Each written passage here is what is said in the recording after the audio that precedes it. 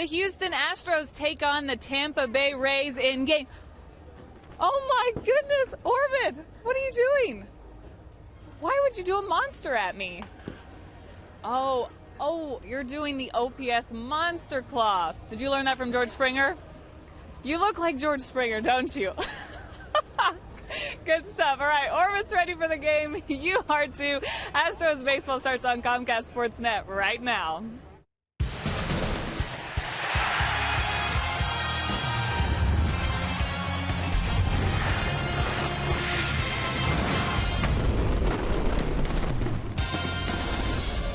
Live from Minute Maid Park in Houston, Texas, CSN Houston brings you Houston Astros baseball. Today it's Game 2 of a 3-game Father's Day weekend series. The Astros are meeting the Tampa Bay Rays. Good afternoon, everybody. Bill Brown and Alan Ashby, along with Julia Morales. For Game 2 of the series, the Tampa Bay Rays and Alex Cobb threw cold water on the Astros last night to claim the opener of the series. Now the Astros get another challenge, Ash, in facing Chris Archer, but they are well fortified with their own Jared Cozart today. Well, and you hope that Jared Cozart is pitching today as he has been recently. Chris Archer is going to make life tough. You mentioned Cobb last night. He was great, but last year, July 12th, Major League debut of Jared Cozart, and he was tremendous. Just 2 strikeouts in the ballgame. He also allowed only a couple of hits in this one. He was just as good as we've seen him at any point. Sharp as can be in the strike zone. Showed the curveball. That little cutter was on point all night long. Jared Cozart came on as much of a gangbuster type of debut as any you'll see. Yeah, that was really the best debut by any Astros pitcher in the big leagues by starting pitcher. But now we've seen some different wrinkles as this season has unfolded for Jared Cozart, and he's been on more of a strikeout binge the last couple starts. Picking out up 8 strikeouts in each of the last 2 starts, cutting down on the walks. The strikeouts are something we've been looking for since we first laid eyes on Jared Cozart. He has strikeout stuff. He has potentially ace of the rotation stuff. And it's starting to stand up a little bit more. Consistency in the strike zone is a big key for Jared. That little cutter should strike people out. The curveball is outstanding, 12-6. And again, we're starting to see now the strikeouts from Cozart. Coming up, singled out. Teams thought they had John Singleton figured out early, but he's showing a more advanced hitting arsenal as he gets comfortable in the big leagues. Julia Morales lets us in on John's approach at the plate when we return. Comcast Sportsnet's presentation of Houston Astros baseball is presented by Jack in the Box. Head to Jack in the Box for the new Jalapeno Ranch or BBQ Ultimate Cheeseburgers at participating restaurants.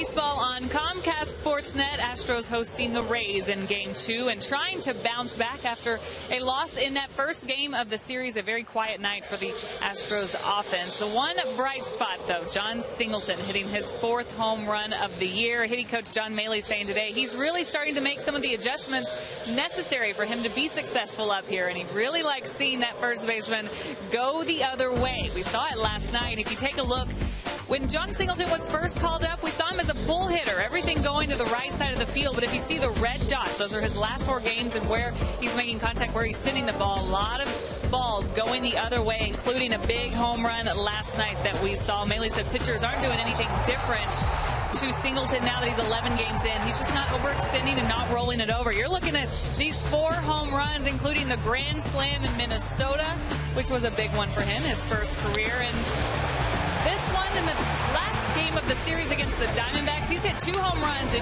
the last 2 games. And this one right here, the opposite field home run against the Rays last night. He said he closed his eyes after he hit that ball because he knew it'd either be a pop-up or a home run. Well, lucky for him, it was the latter. And he said the big reason why he's being successful right now is because he's much more relaxed. He's got a lot of bats under his belt. He feels where he can just be comfortable, be himself. And this is an even kill guy. You got to like seeing that. Coming up, Astros hosting the Rays. Jared Cozart on the mound facing another fireball phenom, Chris Archer. Astros look to even things up in the series. Will they bounce back? Lineups and first pitch next.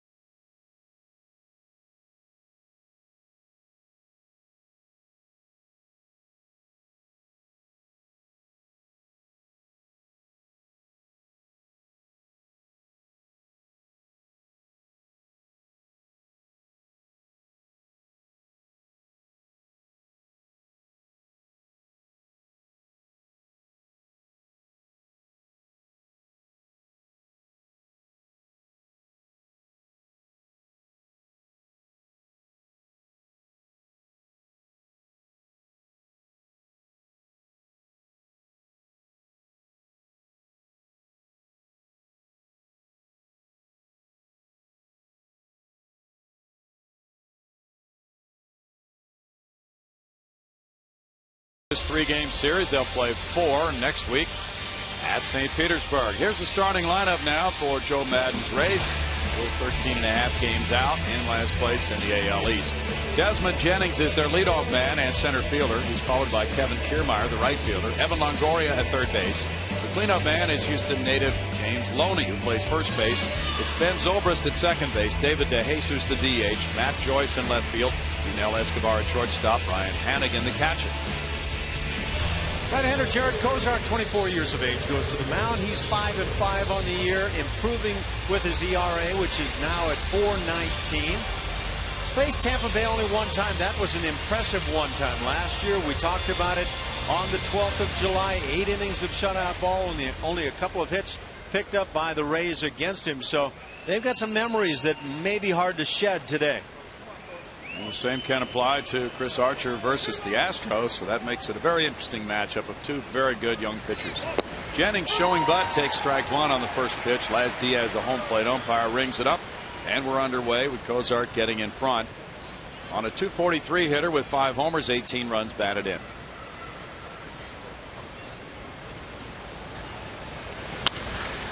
And that one's hit in the air, and John Singleton comes over near the stands in foul territory. He snags it. 1 out.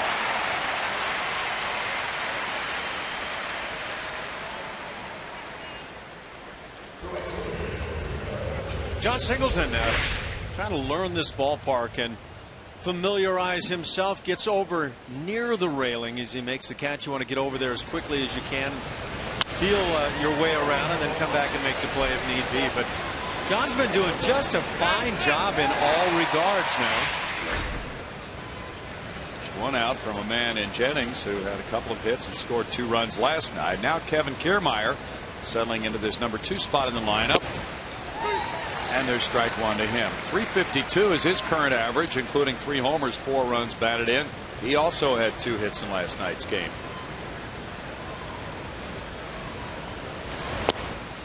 He looks at that one for a 1-ball, 1-strike count. Kiermaier starting for the 11th straight game for the Rays. This is his 6th in a row in this number 2 hole. It's 2 balls and a strike. The Rays are dead last in runs scored in the American League with 248, but they won last night 6-1, pounding out 11 hits for Joe Madden. That's a foul ball. 2-2.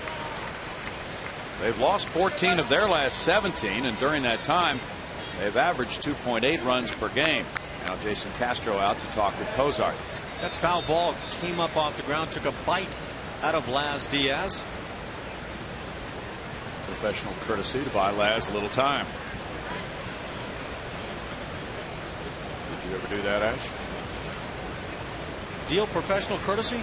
Yeah. On rare occasion. No, I did, of course. It was the professional part that I was thinking about. That foul, still 2-2. Longoria on deck. His Rays club has beaten the Astros in 13 of the last 15 meetings. Madden, manager of the year twice in 2008 and in 2010. Very bright mind. Here's 3 balls, 2 strikes. Rays are hitting only .225 on the road this year. That's the low figure in the American League. They snapped a 10-game road losing streak last night. That's ripped by Singleton. Springer over into the right field corner. Here's Kiermaier into second base, and the throw a little bit late. Kiermaier has a double, number 6. He hit it sharply. That's a 2-bagger. But a nice job by George Springer down the right field side as he goes to his left to get to this baseball, and we'll see it coming up. Kiermaier, nice short stroke as he shoots it by Singleton. But Springer gets to the ball and spins to make that throw and makes a very good one back to second base. That's as well as you can do it on that play. And we're just seeing more and more of Singleton, or Springer rather, loosening up and letting all the talents fly in right. Evan Longoria bats.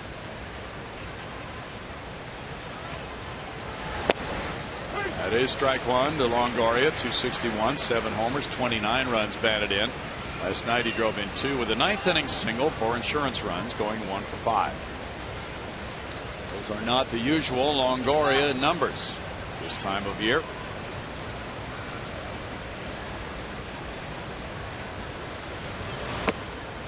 He takes there, and it's a 1-ball, 1-strike count. Evan, 28 years old. He's had 2 100 RBI seasons, another with 99 runs batted in. Last year he drove in 88. Does not appear to be headed in that direction again this year. And defensively, there are some who feel like he has slowed down a bit.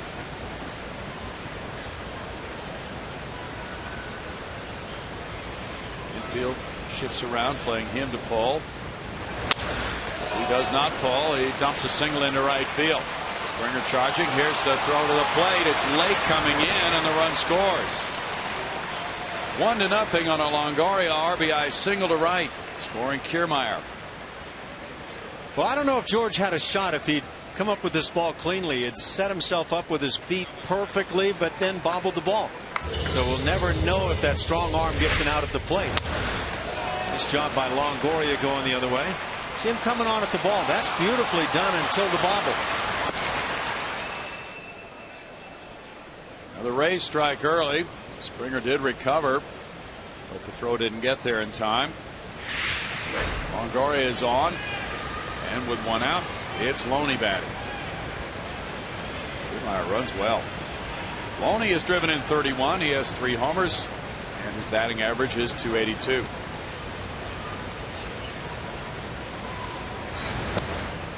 That's strike one. When you play a team is critically important in Major League Baseball. And the Rays have been in a down cycle, with 14 of their last 17 games being losses. They may have begun a turnaround.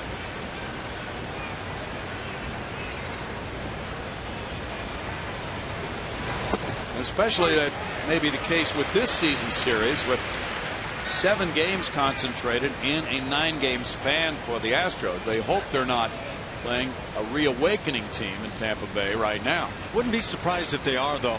And I am not sure how the Rays have gotten completely where they have worst record in baseball. Yes, I get that the offense has been pretty dismal to this point, but they've got some starting pitching that'll stand up with anybody. Drive foul. We saw it last night, Brownie, with Alex Cobb. I thought his splitter, or whatever he refers to that pitch as being Tanaka-like with the Yankees, and he's leading the league right now in terms of ERA. He's been great, but Cobb was on the money. It was a strikeout pitch. I could see Alex Cobb vying for a no-hitter at some point in his career. That was a devastating pitch. He was marvelous last night.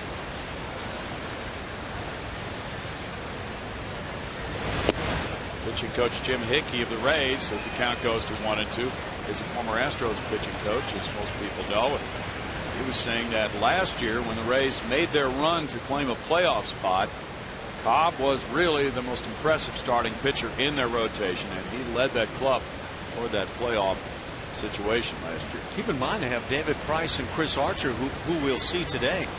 Outstanding arms. Chopped to Singleton. He steps on the bag on a fair ball for out number 2. Longoria in the second. Defensively for the Astros here this afternoon. Outfield left to right, Alex Presley, Dexter Fowler, who's been playing well in center field, and George Springer in right. On the infield left side, Matt Dominguez and Jonathan Villar. Right side, Marwin Gonzalez and John Singleton, and Jason Castro behind the plate.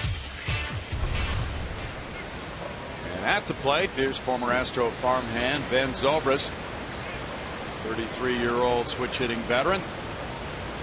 Zobrist at .256 has 5 homers. He's driven in 15. Had a season high 3 hits last night. He had a double, a 2-run triple, and a single, going 3 for 4 in a very impressive evening. Ball 1.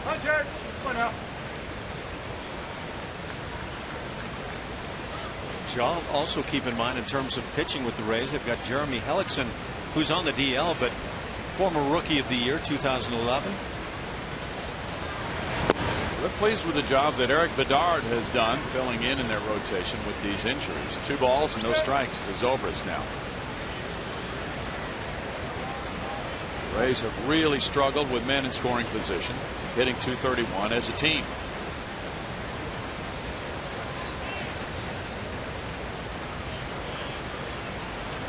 Field shifted around. Marwin Gonzalez in right field. That comes in for a strike for Cozart. That makes it 2-1 for Jarrett. Good job not giving in on the 2-0. Comes with the curveball and throws a strike. Jarrett's first inning ERA this season is 9.49 coming into this game.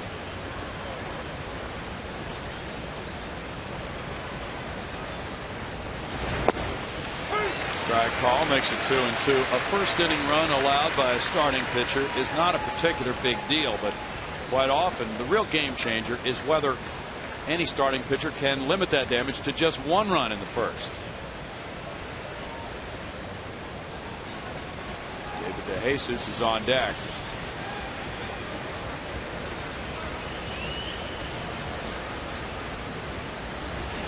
In the dirt, he swung at it, and it's a strikeout, and that is the first inning, and it's 1 run, 2 hits, 1 man left for Tampa Bay.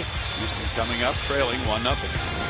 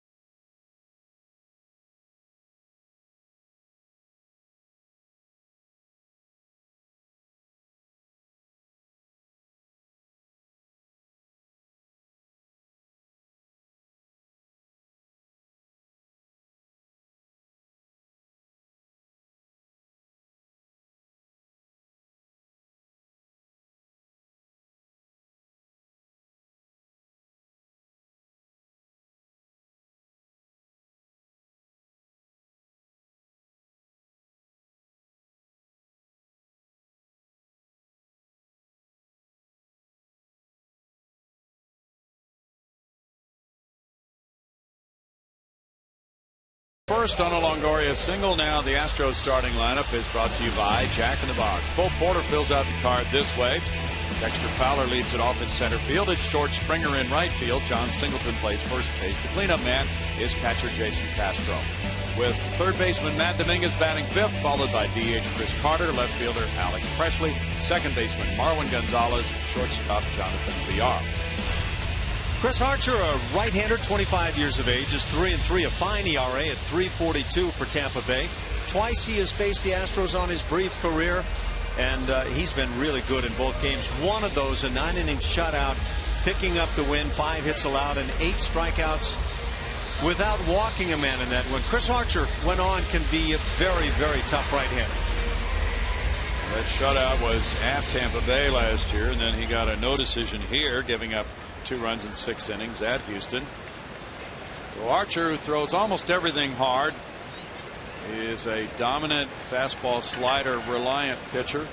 97% of the time it's a fastball or a slider from him. He works to Dexter Fowler, and there's ball 1, and a hard thrower. It's a really good matchup of 2 hard throwing top-notch young right-handers today.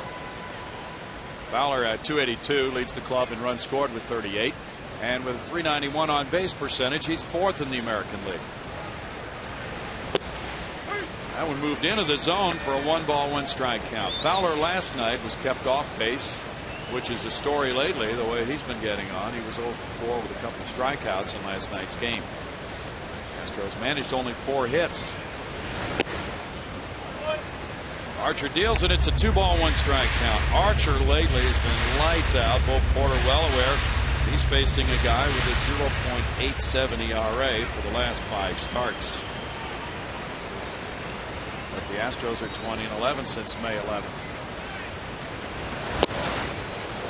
2 balls, 2 strikes to Dexter Fowler. You can see that ability for Archer on a 2-1, a given fastball situation. Fowler looks for it and swings right under it.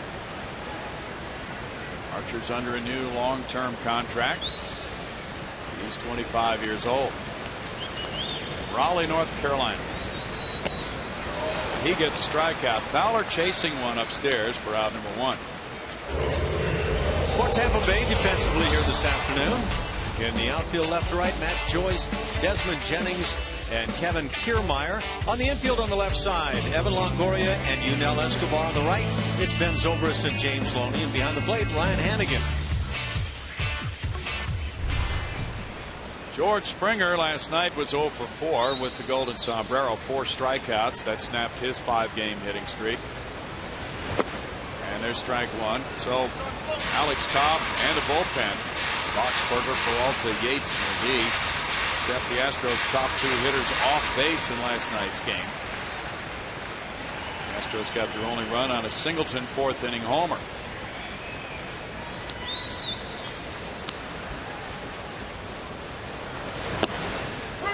That's in, and it's 0-2 to Springer. That 97% mix of fastballs and sliders is the second highest 2-pitch mix in the majors, behind Cleveland's Justin Masterson, who is a serious sinker ball pitcher, and guys like that will rely on that one pitch. Very good point, Ash. That one comes inside. Last time out, Archer threw 8 changeups, and that's tied for his most changeups in a game this season. You mentioned the 4 strikeout performance for George Springer last night. Got to be in that mode of trying to cut down on the swing a bit and make contact. He does. Rolling it to shortstop. Yunel Escobar with a play over to Loney in time. Loney toppled over, but he kept his foot on the base. 2 outs. You want to see what happens to a first baseman when he gets that front foot out there too early? It looks a lot like what this play turned out to look like. And this is a pretty nice play by Escobar, shortstop ranging to his left. Foot gets out there, and then all you can do to adjust is topple over. And that was well toppled over.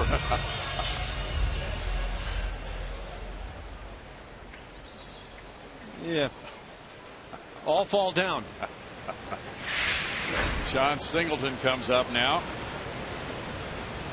4 home runs in 11 major league games for Singleton. J.D. Martinez is the only other Astro to do that at the beginning of his major league career. And there's strike one to John. Has 10 runs batted in, and he's hit 250. It was impressive the way he hit that homer to left field last night. He had 3 strikeouts as well. Strikeouts were a big story of that game. 1 ball, 1 strike. The Astros whiffing 16 times in the game for their 1-game high this year. Did John keep his uniform on from last night? Just come back and say, let's go? Looks like it. He sure dirtied it up in a hurry, didn't he? One measly diving play, and that's what you got? That's it. 1 ball and 2 strikes to John Singleton. Both these guys, Archer and Singleton, signed multi-year deals as very young players in the game. Archer last year was 9-7 though for the Rays with a 3.22 ERA and had a brief smattering of major league experience in 2012 as well. He was a 5th-round pick of Cleveland in 06, then traded to the Cubs, and then Matt Garza was traded away, and that's what brought Archer from Chicago to Tampa Bay. Archer finished 3rd in the Rookie of the Year balloting last year. That stuff he showed in the 2 games against the Astros. He is no surprise to them what he's been doing lately. That's off the plate, and it's 2-2. Singleton has a good knowledge of the strike zone. The last 3 starts for Archer, he has not allowed an extra base hit to a left-handed batter. Last time out, he pitched shutout ball for 6 1/3 against Seattle, going up against King Felix, but left with no decision. He was tied 0-0 when he departed. Broken bat. Archer makes the play. Tosses to Loney. It's a 1-2-3 first and a 1-0 Tampa Bay lead.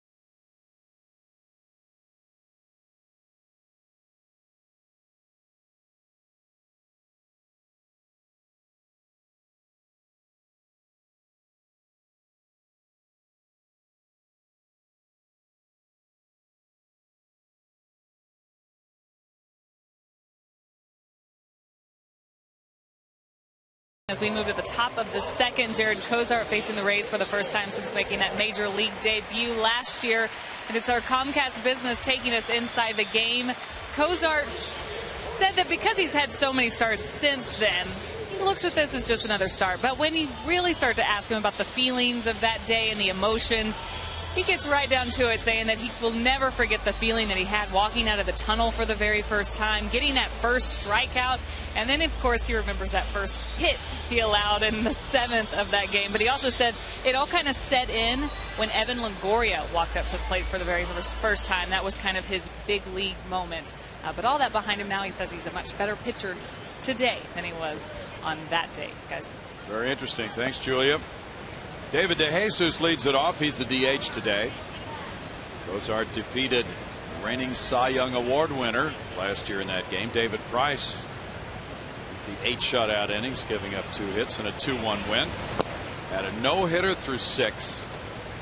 He became the first pitcher in Astros history to toss 8 scoreless innings or more in his major league debut. Yeah, those are the numbers, and it was every bit that impressive. How does it feel when you go out there against the reigning Cy Young Award winner and you beat him and you shut the other guys down? Quite a show. 1 ball, 1 strike. David DeJesus. He's reached base now in his last 11 starts. He was so good. The next day was the All-Star game. I was surprised Jared wasn't called upon to pitch in that game. 1-2. Actually, 2 days later, the All-Star game. The break started the next day. Yeah. It's a pretty good way to go into the All-Star break on a game like that. I imagine Joe Madden might have given him the thumbs up to make it. Curveball is fouled by DeJesus. David, 34 years old, from Brooklyn, was 0 for 2 with a walk in last night's game.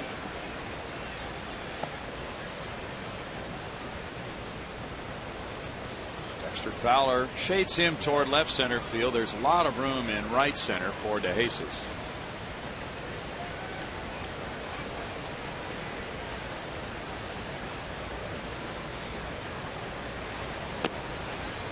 It's 2 balls, 2 strikes.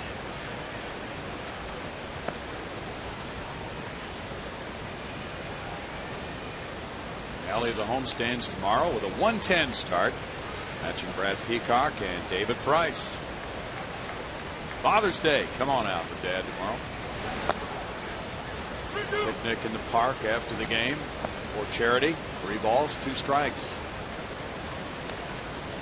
The Astros leave town on the off day Monday, middle of the day. They head for Washington, D.C. They have 2 games there and then move on to 4 games at Tampa Bay's home. That's a leadoff walk. DeJesus aboard with the first walk from Cozart. Matt Joyce will come up. Joyce at 265 has 3 homers and 26 runs batted in for the Rays left fielder, who last night had a 2-run double in the second to make it 2-0 Tampa Bay, and he also walked twice. Now the infield shifts around. VR moving a little bit over on the first base side of second.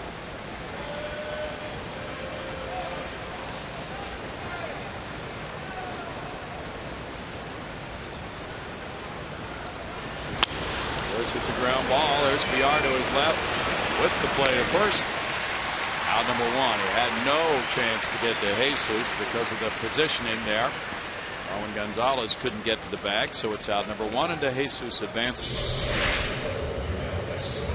Now this ground ball normally would be beautifully set up for a double play possibility. With that shift on, you lose that possibility.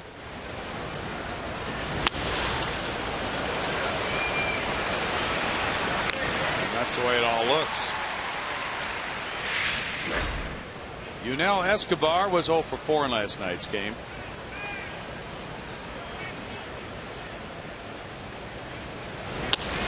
And this one goes to right field. Springer moving in for the grab. 2 outs. That was one of those trajectories that sometimes can find the ball getting lost in the lights. Yes, sir. Looked like he was fighting it a little bit. Sometimes the outfielder would try to bend at the knees, get down, so he's a little below that view that puts the ball in the lights. Ryan Hannigan came out of a lengthy slump last night.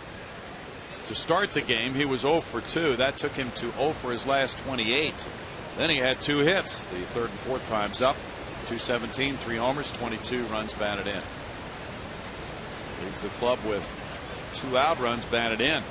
Their batting average with men in scoring position and 2 outs as a team is .201.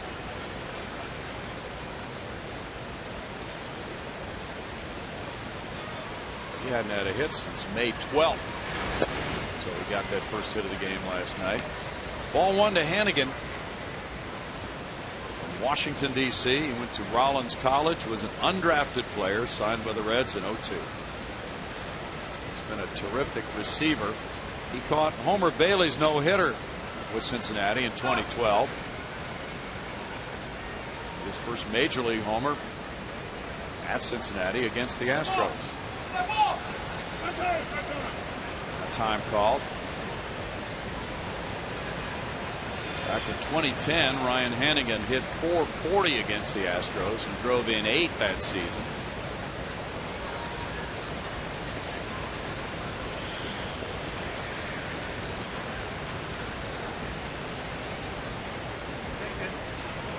Jesus has a huge lead off second.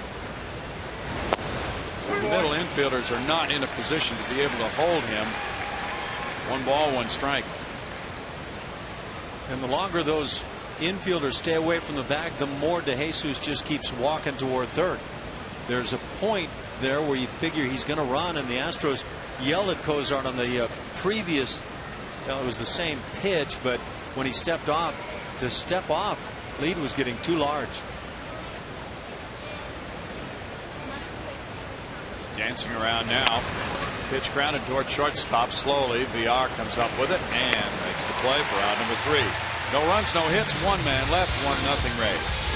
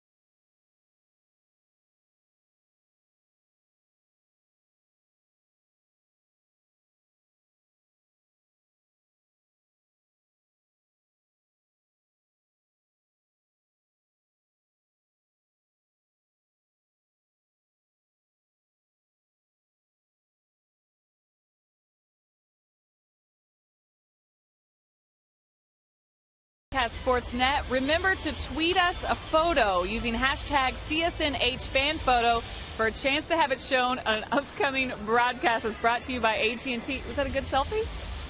Shooting selfies. Busted. Guys, back to you.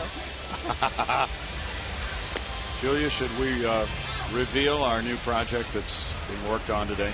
Oh, I'm so excited about this. Is it time? Tell us about it. It's time when we say it's time. It's just, I mean, I can't even tell you about it. I'm just too excited. Well, it's not my place to tell. Okay, our production crew is working very industriously in the truck. We'll be breaking that out tomorrow, so to speak. Our latest project involving Master Ho Chen as the star of our hip-hop product tomorrow. Jason Castro at 225 has 6 homers and 29 runs batted in for Jason. There's ball 1 upstairs from Archer. Jason was 1 for 4 last night. He doubled in the 9th inning.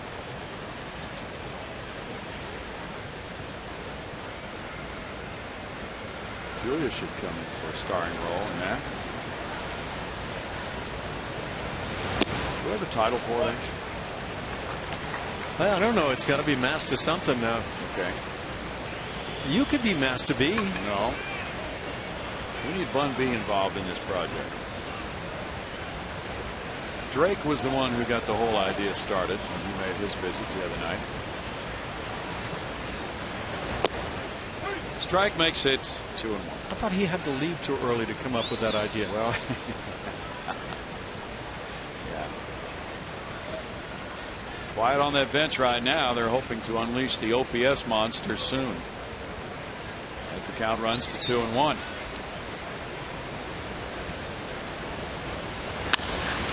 This one goes to left center field. Jennings over. One down for Archer. That's 4 in a row set down by the starter. And Matt Dominguez will follow.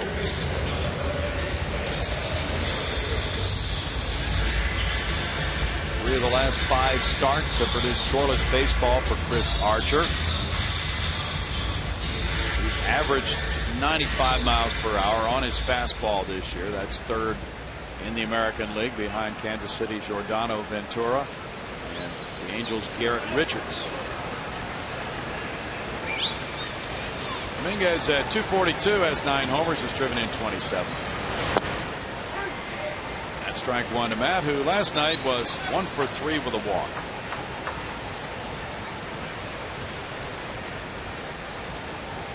They're in the selfie business.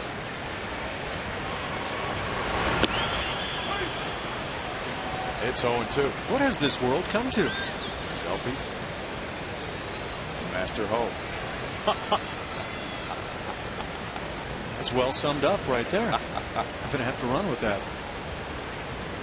I have an idea for our project title. Clueless Rap. A shot into right field by a diving Zobrist. Well hit ball by Matt Dominguez to become the first Houston base runner on the 0-2 count. Yeah, Matt has not been a hot hitter of recent times. There's that 2-seam fastball. And Matty D doing the right thing, just shooting it back up the middle.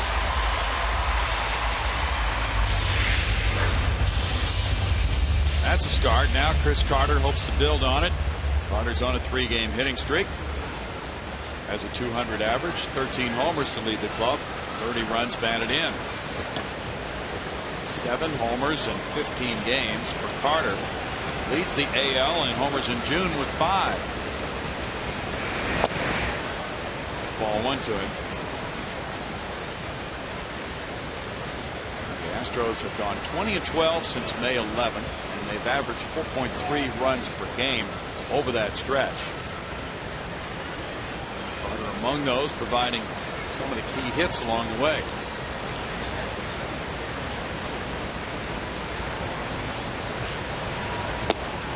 Takes it.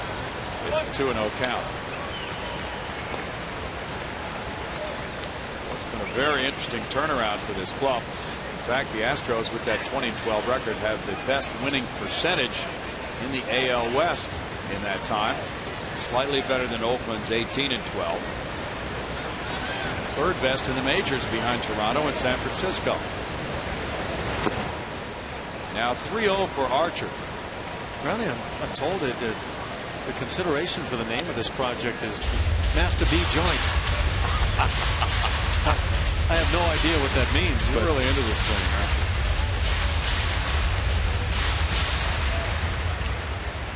Since May 24th, the Astros lead All-American League clubs in runs, OPS, and on-base percentage.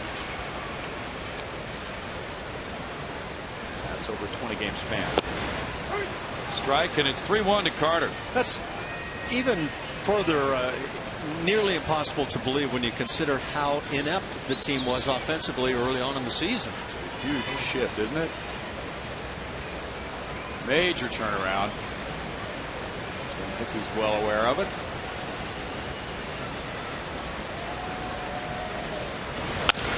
Down to 3rd, Longoria back to 2nd, and then what a play by Zobrist. Make it a 5-4-3 double play. No runs a hit, nobody left, and the Rays, who have the low figure of 36 double plays turned all year, make it a slick one right here.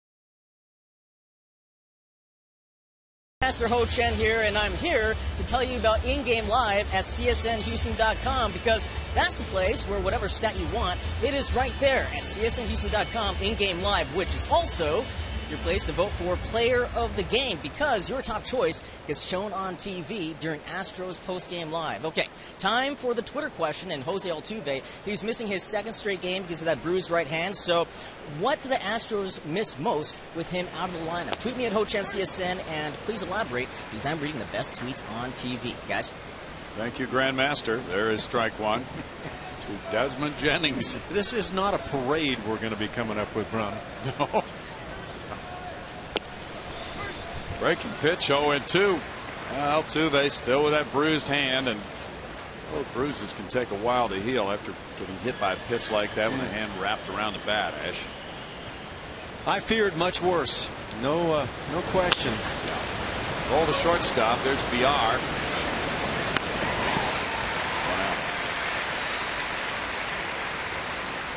And Kiermaier comes up next.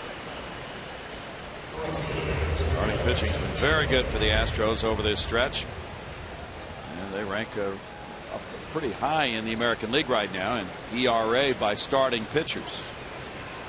It hasn't been quite as good since June 1st, but over a period of 32 games, the Astros overall ERA is 3.15, and the starters have had a whole lot to do with that. Bunted, and that was a foul ball. Might have hit Kiermaier's leg. He's walking slowly back to home plate. He's played 20 major league games, and he has 10 extra base hits. Looks like he might have a flair for some big time plays in the outfield. Yeah, he was flying through the air. He almost caught Castro's double last night. By his reaction afterwards, he really upset at himself that he didn't make the catch. He had an inside the park home run May 31st at Boston. 2-1 to Kiermaier. The Rays have been resourceful in developing players like Kiermaier. He was a 31st round draft choice in 2010 from Fort Wayne, Indiana.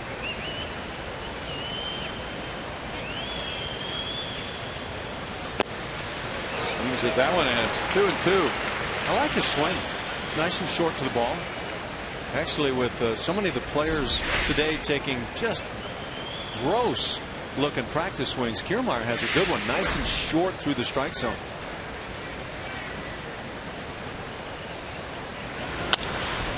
Drives this one to right field. Springer backing. Springer way back. Now he turns, plays it off the wall. Here's Kiermaier into second with another double. 2 of those so far today for Kiermaier. Almost got a home run, and he hit it very well. This guy may not cough up that job in the outfield with Tampa Bay. George Springer might have a bead on this for a moment, but he's starting to understand this ballpark quite well. That's that very strange corner out there that can challenge any outfielder. And George played it very well. Comes a point where you have to realize it's back off time, and let's hold this to as few bases as possible. That was really close to a home run. Now Longoria bats. He drove in Kiermaier with a single to right field earlier. That curveball fouled away. Well, Will Myers' absence, and he's out with an injury, has opened a way for Kiermaier to get this playing time. David DeJesus is the potential odd man out when Will Myers comes back, and I'm not saying he will be, but the way Kiermaier's swinging the bat and playing, he looks like a guy who might force his way in. Back towards second by Cozart.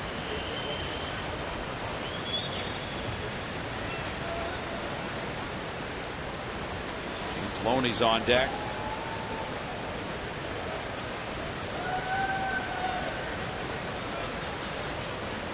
He breaks for third. Here's the throw from Castro to Dominguez. They gun him down. Kiermaier caught from 2 to 5.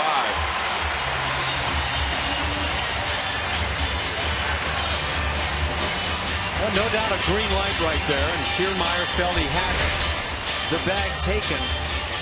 As they always say, you better know 100% that you've got third base if you're going to go for it. Took a perfect throw from Castro to get him. And that was close. I don't know that foot.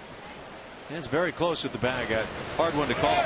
Snap the tag down to everybody. And that's what Matt Dominguez attempts to do. Just snap it straight down. Now Joe Maddon's coming out toward the third base umpire, Jeff Nelson. Yeah, I'm sure that Joe got the word that this may be challenge worthy. From what I saw, I couldn't say there was anything just absolutely certain in the couple of glances I had at the play. Joe looks like he's teaching a lesson here. Yeah, he's debating, and he's very good at that, we understand. Well, he's not challenged. Well, no, he is going to challenge him. He may have been specific in what he wanted them to look at, but it should be pretty simple to do that. Take a look here, Ash. You know, had the foot come in with a straight leg to the bag, I think this is a definite safe. But that straight leg gets airborne and then bends at the knee. And yet, wow, glove down, tag. I think it's going to stay out on this play. Again, you know, if you're a youngster and you're learning to play this game, get that lead leg straight into the bag and down at it.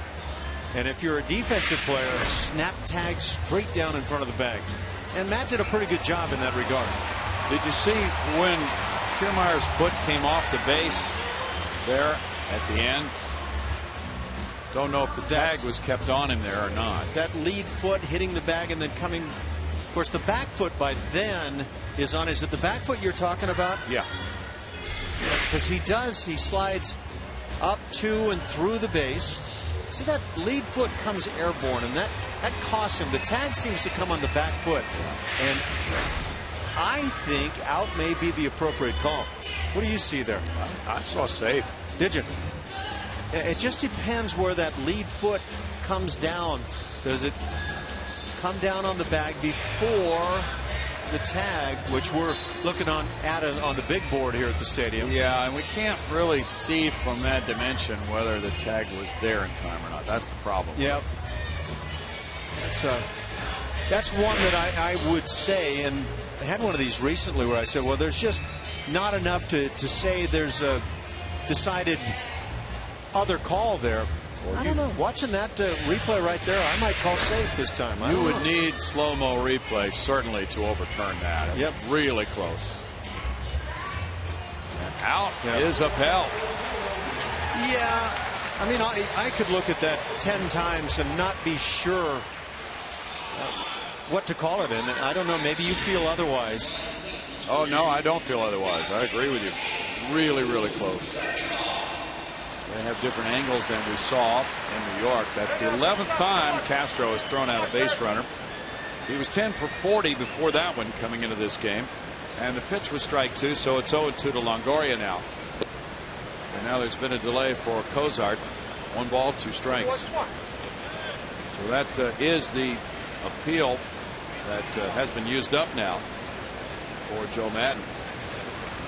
That's his only one he gets. He didn't win it. 2 balls, 2 strikes. There's 2 minutes and 6 seconds on the review. Still very unhappy with the outcome of that, as you may have noticed earlier. Bouncer, and Cozart reached for it, then pulled his hand back. And the play by Marlon Gonzalez is a good one for out number 3. No runs, a hit, nobody left. 1-0 Rays.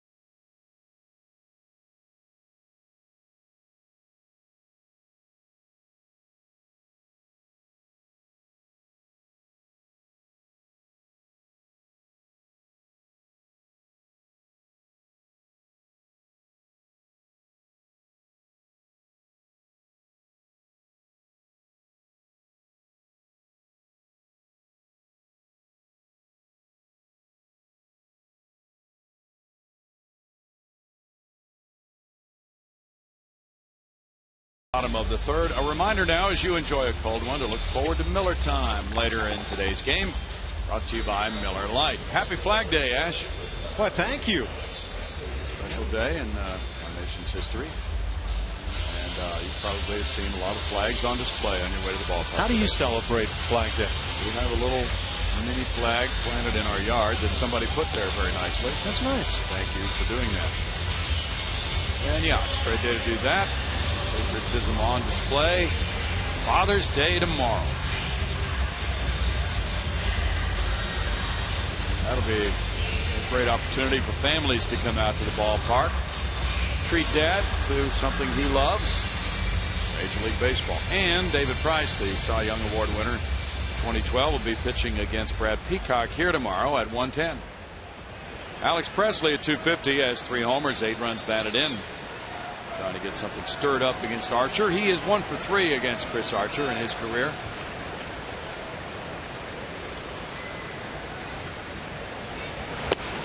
It's in for strike 1. Interesting with that rear view there. Looking at the hand, the right hand on the baseball for Archer as he reaches up into the glove. He keeps those 2 fingers on the baseball about as tight together as anybody I've witnessed. A lot of times what you see is a little separation, so you're kind of controlling the baseball. At least that would be the feel for most people. A little bit more than if you put the fingers dead together, but looks like Archer will get those fingers together. And that may enable him to get a little more movement in his mind on the fastball. There's the 2-seam grip, and you'll see it when it comes up why it's referred to that way, but the fingers slot right between those narrow 2 seams. So pops it back. He also may like the feel of not touching any seams at all, which would narrow up the fingers. That's a bit unusual with the tightness of the fingers together. That's a great shot on the baseball. But that's the type of grip a guy will use when he wants to get the running sinking motion. Across those big seams would be the 4-seamer that people talk about.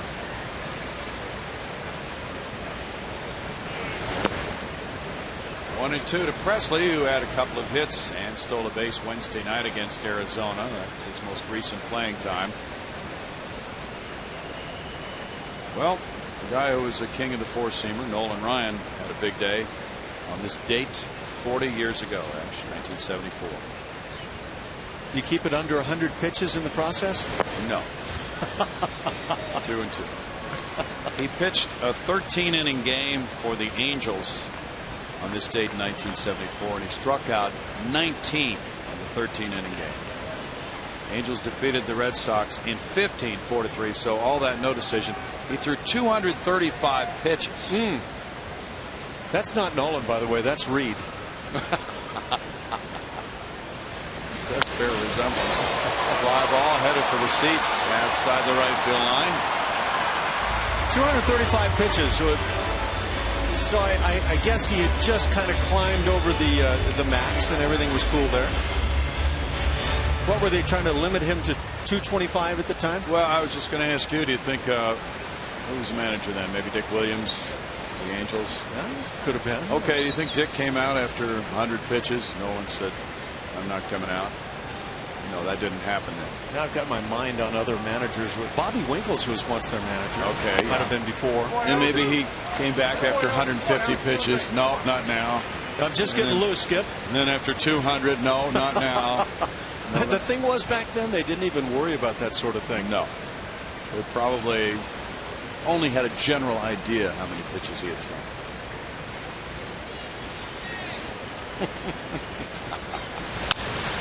Ground ball to first, Loney. With the toss to Archer. Good hustle by Presley. He's out. But he gave it everything he had on that trip to first base. 1 down. You know, Presley, along with Jose Altuve, probably make more plays close at first base than anybody else on this team. And it's not that the other guys don't dig quite the same. These two are not only fast, but they're very quick out of the box. And you can see Presley instantly into that full speed run. Yeah, he's very good at going down the line. And in the end, that's got to be hugely frustrating to have so many plays so close and not bearing out for hits. True. But he's making it possible to reach on any kind of a little bobble. Marwin Gonzalez checks in at 259 for this game. He has 2 homers, 4 runs batted in. Now the catcher Hannigan is headed over to the bench. Could be an equipment problem. Now the mitt. He grabbed his glove that's only utilized for pitches over 200 in a game for a given pitcher. Yeah. Marwin settling in at second base for the injured Jose Altuve. Was 0 for 3 with a walk in last night's game. It's his second straight start at second, and that's the only playing time he's had all year as a starter at that position. Fouls it back, strike 1. You know, and I chuckle. I actually had some conversation today with a former Major League pitcher and longtime scout now, Scipio Spinks, about this very issue with pitchers back in the day throwing so many more pitches and the fact that they seem to stay much more healthy. Not only was Nolan throwing 200 and some odd pitches when he'd go out there, but he was pitching in 4 days. That's a good point. I remember Bert Blyleven. He'd go out and pitch a 9-inning game, and the next day you'd come to the ballpark and he was throwing long toss from right field to left field with somebody the very next day. And that's how he'd get his arm back kind of stretched out and ready to go for the next start. Who did he think he was? Trevor Bauer? Yeah. Well, very different times, the way arms were taken care of. Fly ball out to right center field. Here's Kiermaier on the run. That's extra bases. It rolls off the Geico sign. Into second base with a double, Marwin Gonzalez. He ripped the 0-2 pitch. That's what Dominguez did on an 0-2 in the last inning. 4th double of the year for Marwin. Well, the super sub getting it done here with the bat. Seen the batting average dip off a little bit, but he continues to play very well. Just an assortment of 2-seam fastballs from Archer. Tampa Bay had their right fielder Kiermaier playing well toward right center, and I thought initially he might be able to get to this ball. Sharply hit by Gonzalez. He's aboard for Jonathan Villar now. Villar has slipped below 200 after going 0 for 3 last night. He begins the day at 197. With 5 homers, he's driven in 18. Archer delivers, and it's ball 1. Astros Foundation is hosting the sold-out picnic in the park tomorrow. It's a charitable fundraiser. Astros players and front office members will be out there in the outfield at Minute Maid Park after the game. Father's Day event. This one gets by Hannigan, and now Gonzalez will advance to third with 1 out. With the count going to 2-0. That's that yanked fastball we often see from Jared Cozart. Now it's Chris Archer coming up with it. For a catcher, you set up on the outside edge, and then you get that one back to the other side and well off the edge. And almost no chance to get to it. Caromed off the right leg of Laz Diaz. Hannigan lunging for it. Now the infield comes in.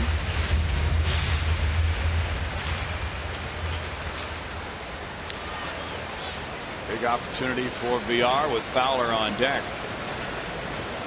He is 4 for 5 with a runner at third and less than 2 outs. Very good. 2 balls, 1 strike. Chris Archer, early on in the season, was unable to strand as many runners as he is now, and you can see the left on base in the blue rising considerably for Chris Archer, and he's not letting many score, just 7%. Whereas on the other side, that ERA has taken a dive with it, and that would make complete sense. Foul back, now 2-2. And Archer has the opportunity to go for a strikeout.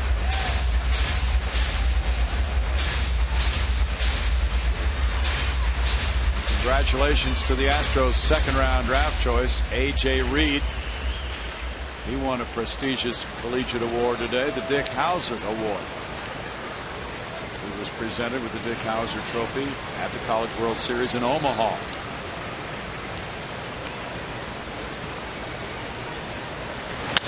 There's a line shot, and it's caught by Zobrist. Boy, that ball was scalded. VR just drops the bat and looks out there. That's out number 2 and a very big out. Jonathan VR is the guy who has most hit in tough luck recently. Yes, he's had some bad at bats mixed in, but he's also hit a number of these line drives that have been at people or requiring really nice plays, as this one did from Zobrist. But you wonder, might this be part of the reason that Archer is stranding base runners right now? He's got the atom ball working. Zobrist there to snag it. Now the infielders drop back with 2 outs and Fowler batting. Fowler struck out in the first. Ball 1. Happy birthday wishes to a big Astros fan, Deanna Williamson. Brownie, you've been served. We have been served a smoked brisket sandwich and a chimichanga burger. Did we know this was coming? Well, one Mr. Jamie Hildreth came through the booth and mentioned something about something coming our way, and I guess this is the something that was forthcoming. So which one did you? Oh, I got the brisket, and I'm not sharing. You're not sharing? No. If you get to be Master B, I'm not sharing my brisket. Sharon worked with us a few series ago, though, right? Yes. 2 balls and a strike. I am definitely not sharing. You know who should get this, really? Who's that? Grandmaster Ho. Well, the master is going to have to bust a move this direction to be able to get something. Well, we'll get it to him. He's deserving. He's all-knowing, all-seeing. All master. Fouled away. 2 balls, 2 strikes with George Springer on deck. These items they're sending up here are delectable. Yes, they are. You know what? I could be compelled to share a little bit of this with you. It's looking really good. We just got fed before the game. I know. That's not really getting fed. I went and served myself, as it turns out. I don't know about you, Mr. B.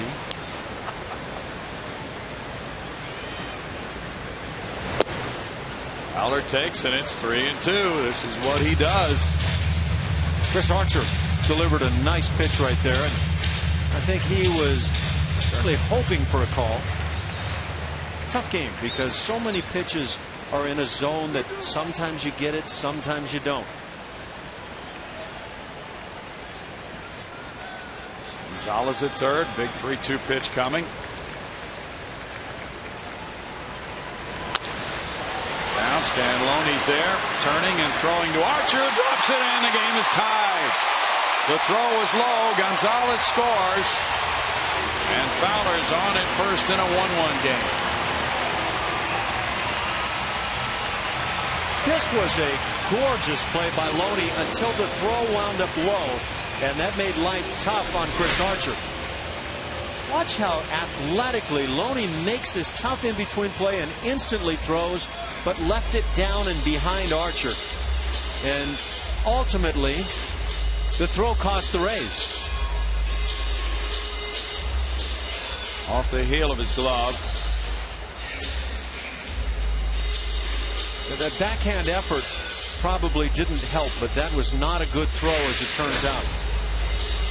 Jim Hickey out to talk with Archer. Took a little spill there at first. We're getting the announcement now, and the official scorer's ruling on that play.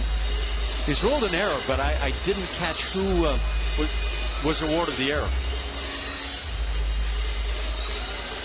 The error goes to Loney. It's almost kind of a shame when you make a play that gifted and wind up with an error, but you've got to complete it with the throw. So no run batted in for Fowler. He reaches on the Loney error. Flanagan has gone over to the bench again. And now in this 1-1 game, it's George Springer batting. He grounded a short earlier. It's Loney's 4th error of the year.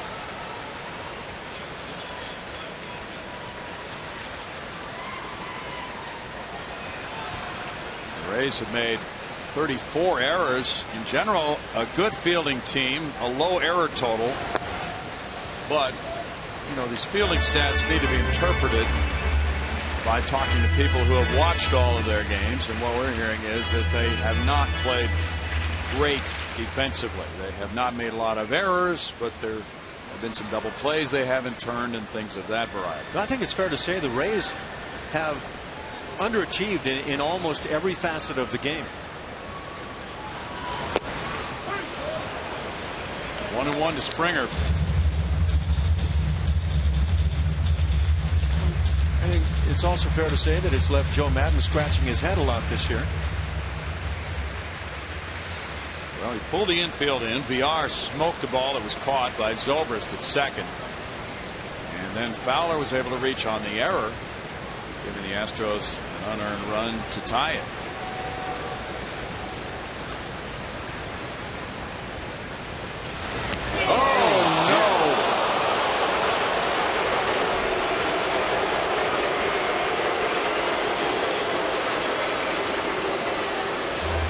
Seems to be all right. Looked like it got him up around the left shoulder blade. Let's see.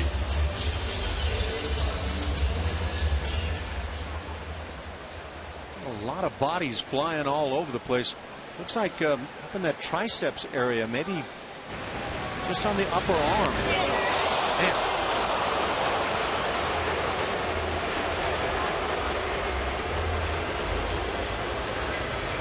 That is scary. That's the 4th hit batsman for Archer this year.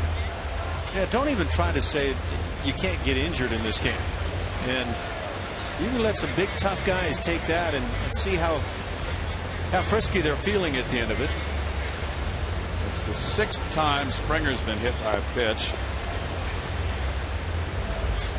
Head athletic trainer Nate Lucero there. Springer finds a way to smile at all times. Yeah, I thought Altuve was going to go down for a sizable count with this one. And there was that moment as you watch Springer go down, you think, oh, we just can't have this happen. It's the 33rd time an Astro's been hit by a pitch this year. And John Singleton will make his way toward the batter's box. He grounded back to the pitcher Archer in the first. Archer in some starts earlier this season before this recent stretch of a 0.87 ERA for 5 games. Found things spiraling out of control. There would be one big inning that blew up against him after he had pitched well, and he's hoping this is not another part of that pattern. By the way, is this food compliments of Chef Dominic once again? Yes, it is. Strike to Singleton. Let's read the description of the smoked brisket sandwich. Sliced fresh house smoked brisket, caramelized onion and candied jalapeno relish, Munster cheese, spicy whole grain mustard, Crown Royal maple barbecue sauce, toasted jalapeno garlic cheddar Texas toast. Singleton looks at it, and it's 1-1. The chimichanga burger has a fresh 8-ounce Angus beef patty, cheddar cheese, sour cream, pico de gallo, smashed avocado, smashed by Alan Ashby with his home run swing from the left side, wrapped and fried in a sun-dried tomato tortilla. Because I did not possess one from the right side. Both sandwiches available in the 5-7 grill located behind center field. Well, it comes with our recommendation, I'm sure. Oh, terrific. 1-2. But Grandmaster Hall, though, is most deserving. Better get his Grandmaster tail over here if he wants some. Grandmasters don't have to leave their positions. Julia could probably sidle in for a little of this. Is that like a chess Grandmaster, or are we operating on the same plane with that analogy there? You know what? I haven't even joined in with your sphere here. Not a clue. Well, the game has certainly slowed down with Archer and Hannigan talking it over here. Are they saying, what are those guys talking about up there? And Hickey's starting pitchers have a 4.07 ERA for the year, and hit hard by the injuries you talked about earlier, Ash. Hellickson, Matt Moore out. Two big-time pitchers right there. Some people thought Matt Moore might be the Cy Young candidate this year. Last year as well. Maybe it's last year I'm thinking of. Did he have the Tommy John a year ago? Yeah. 2 balls, 2 strikes. Moore came up, let's see, in 2012 he was 11-11, and last year 17-4. And had the sore elbow that wound up being something that required Tommy John surgery, partially torn ulnar collateral ligament.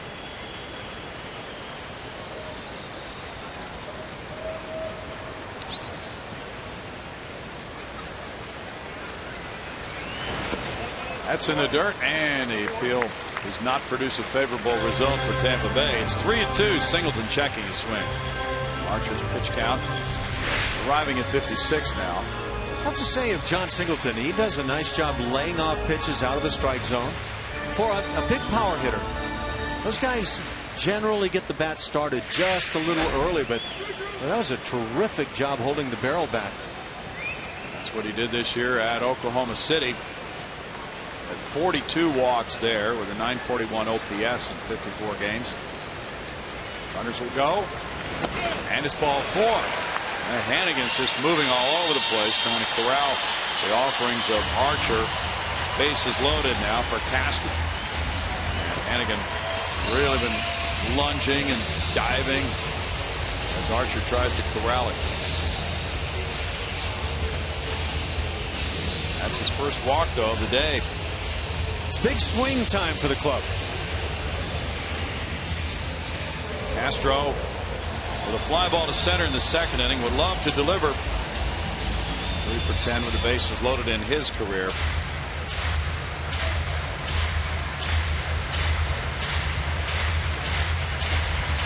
He's hit 1 homer in his last 23 games, driving in 12 runs.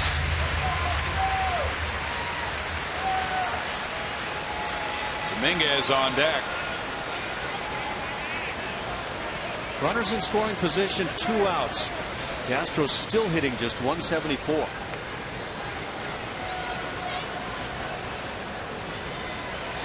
That's certainly an area of improvement for the future. They've been great in hitting home runs. They're 3rd in the American League. But again this year, as last, they've been home run dependent to a large degree. Ball 1.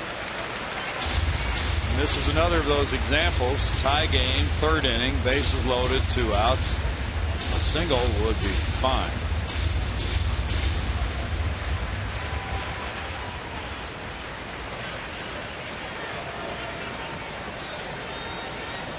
Cubs' Chris Bryant won that Dick Howser Trophy last year. Page Turner. Reed, the winner of it this year, A.J. Reed, the 2nd-round pick of the Astros at the University of Kentucky, led the NCAA Division I in homers with 23, slugging percentage 735, and OPS 1.211. Fowler, Springer, and Singleton hoping Castro can drive this 2-0 pitch.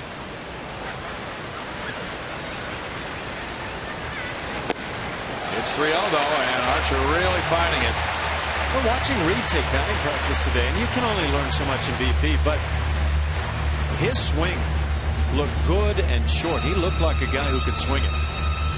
It's a 34-pitch inning for Archer, and that's a red flag. High-stress inning.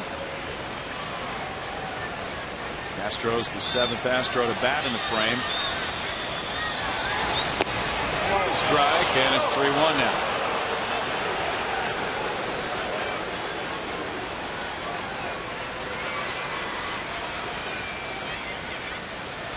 Maybe a benevolent call here from Laz Diaz.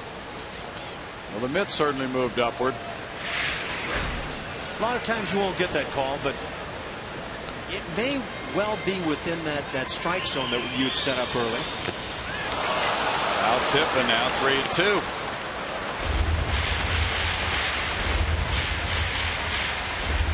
Big pitch coming in this 1-1 game now.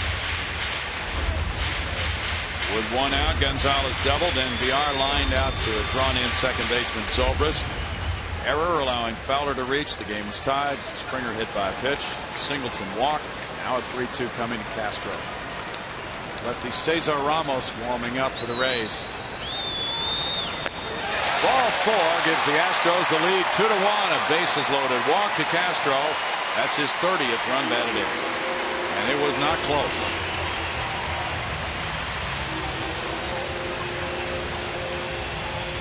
Plays missed defensively oftentimes can lead to the ugliest of innings. And it's gotten ugly now for Archer.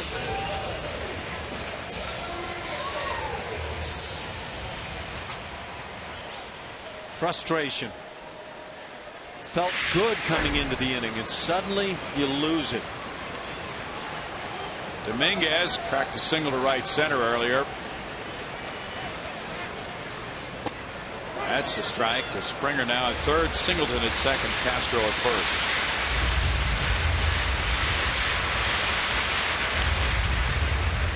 Here's the guy you want up with the bases juiced.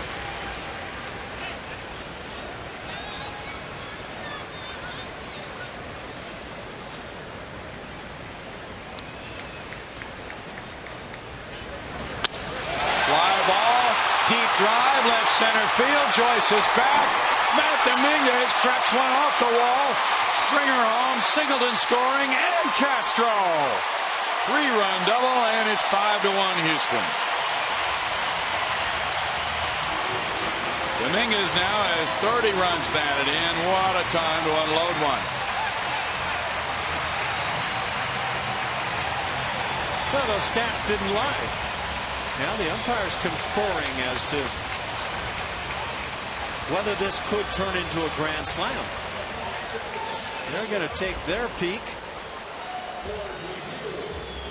Those fans think it might have landed above the yellow line atop the wall in left center field. And if somehow this turns into a grand slam, it would be the Astros' third of the year, and third here in the last week or so.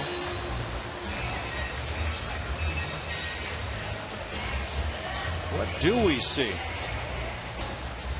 We see outstanding camera work for one thing. Yes, we do. Oh, yeah. That hit off the Schlumberger sign, didn't it? Ooh. No, it hits right above that C&D scrap metal on the yellow line, I believe. Okay. Yeah, in the day games, it really gets tough here. It is. With that light stone background on the archway, difficult for the umpires, or anybody for that matter, to see exactly where that ball hit. This is a perfect time to utilize that review. Yeah, you have to applaud the umpires for wanting to get this right here. We will get the peak now. Is this right over the C&D scrap metal sign? Where does that hit? It hits. Obviously, it doesn't hit above the yellow line. No. So this is going to stand as a double. Yeah. But a 3-run double will be taken by the Astros at any point. You bet. The 11th double for Dominguez this year. It would have probably not come down from that wall if it had been above the yellow line. It would have gone up onto the concourse out there. Yeah, I guess the question you would have is, did it possibly hit any of that railing above the yellow line? And as we saw, it did not. Well, that's timely. Now 5-1, and Chris Carter is the 9th Astro to bat here. They have really capitalized, especially on the error charge to Loney. That proves to be the crucial play of the game. Carter looks at strike one. He bounced into a 5-4-3 double play earlier. Well, Brownie, we talked the other night about Matt Dominguez and the long, rough night that he had hitting into the bases loaded double play, and just a long, rugged night. An 0 for 5 with 3 strikeouts. This is nice redemption. No balls, 2 strikes. Dan Radisson came up and gave him a big hug after the game. 2 2/3 innings for Chris Archer. 3 hits, 5 runs, 4 of them earned.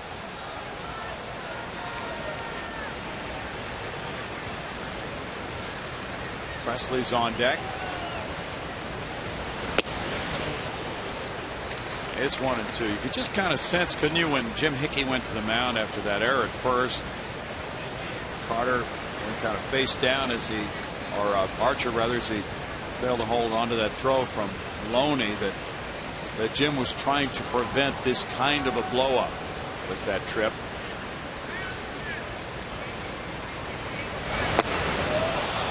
And the slider gets a strikeout, but the Astros parade 9 to the plate in a 5-run third, getting 2 hits.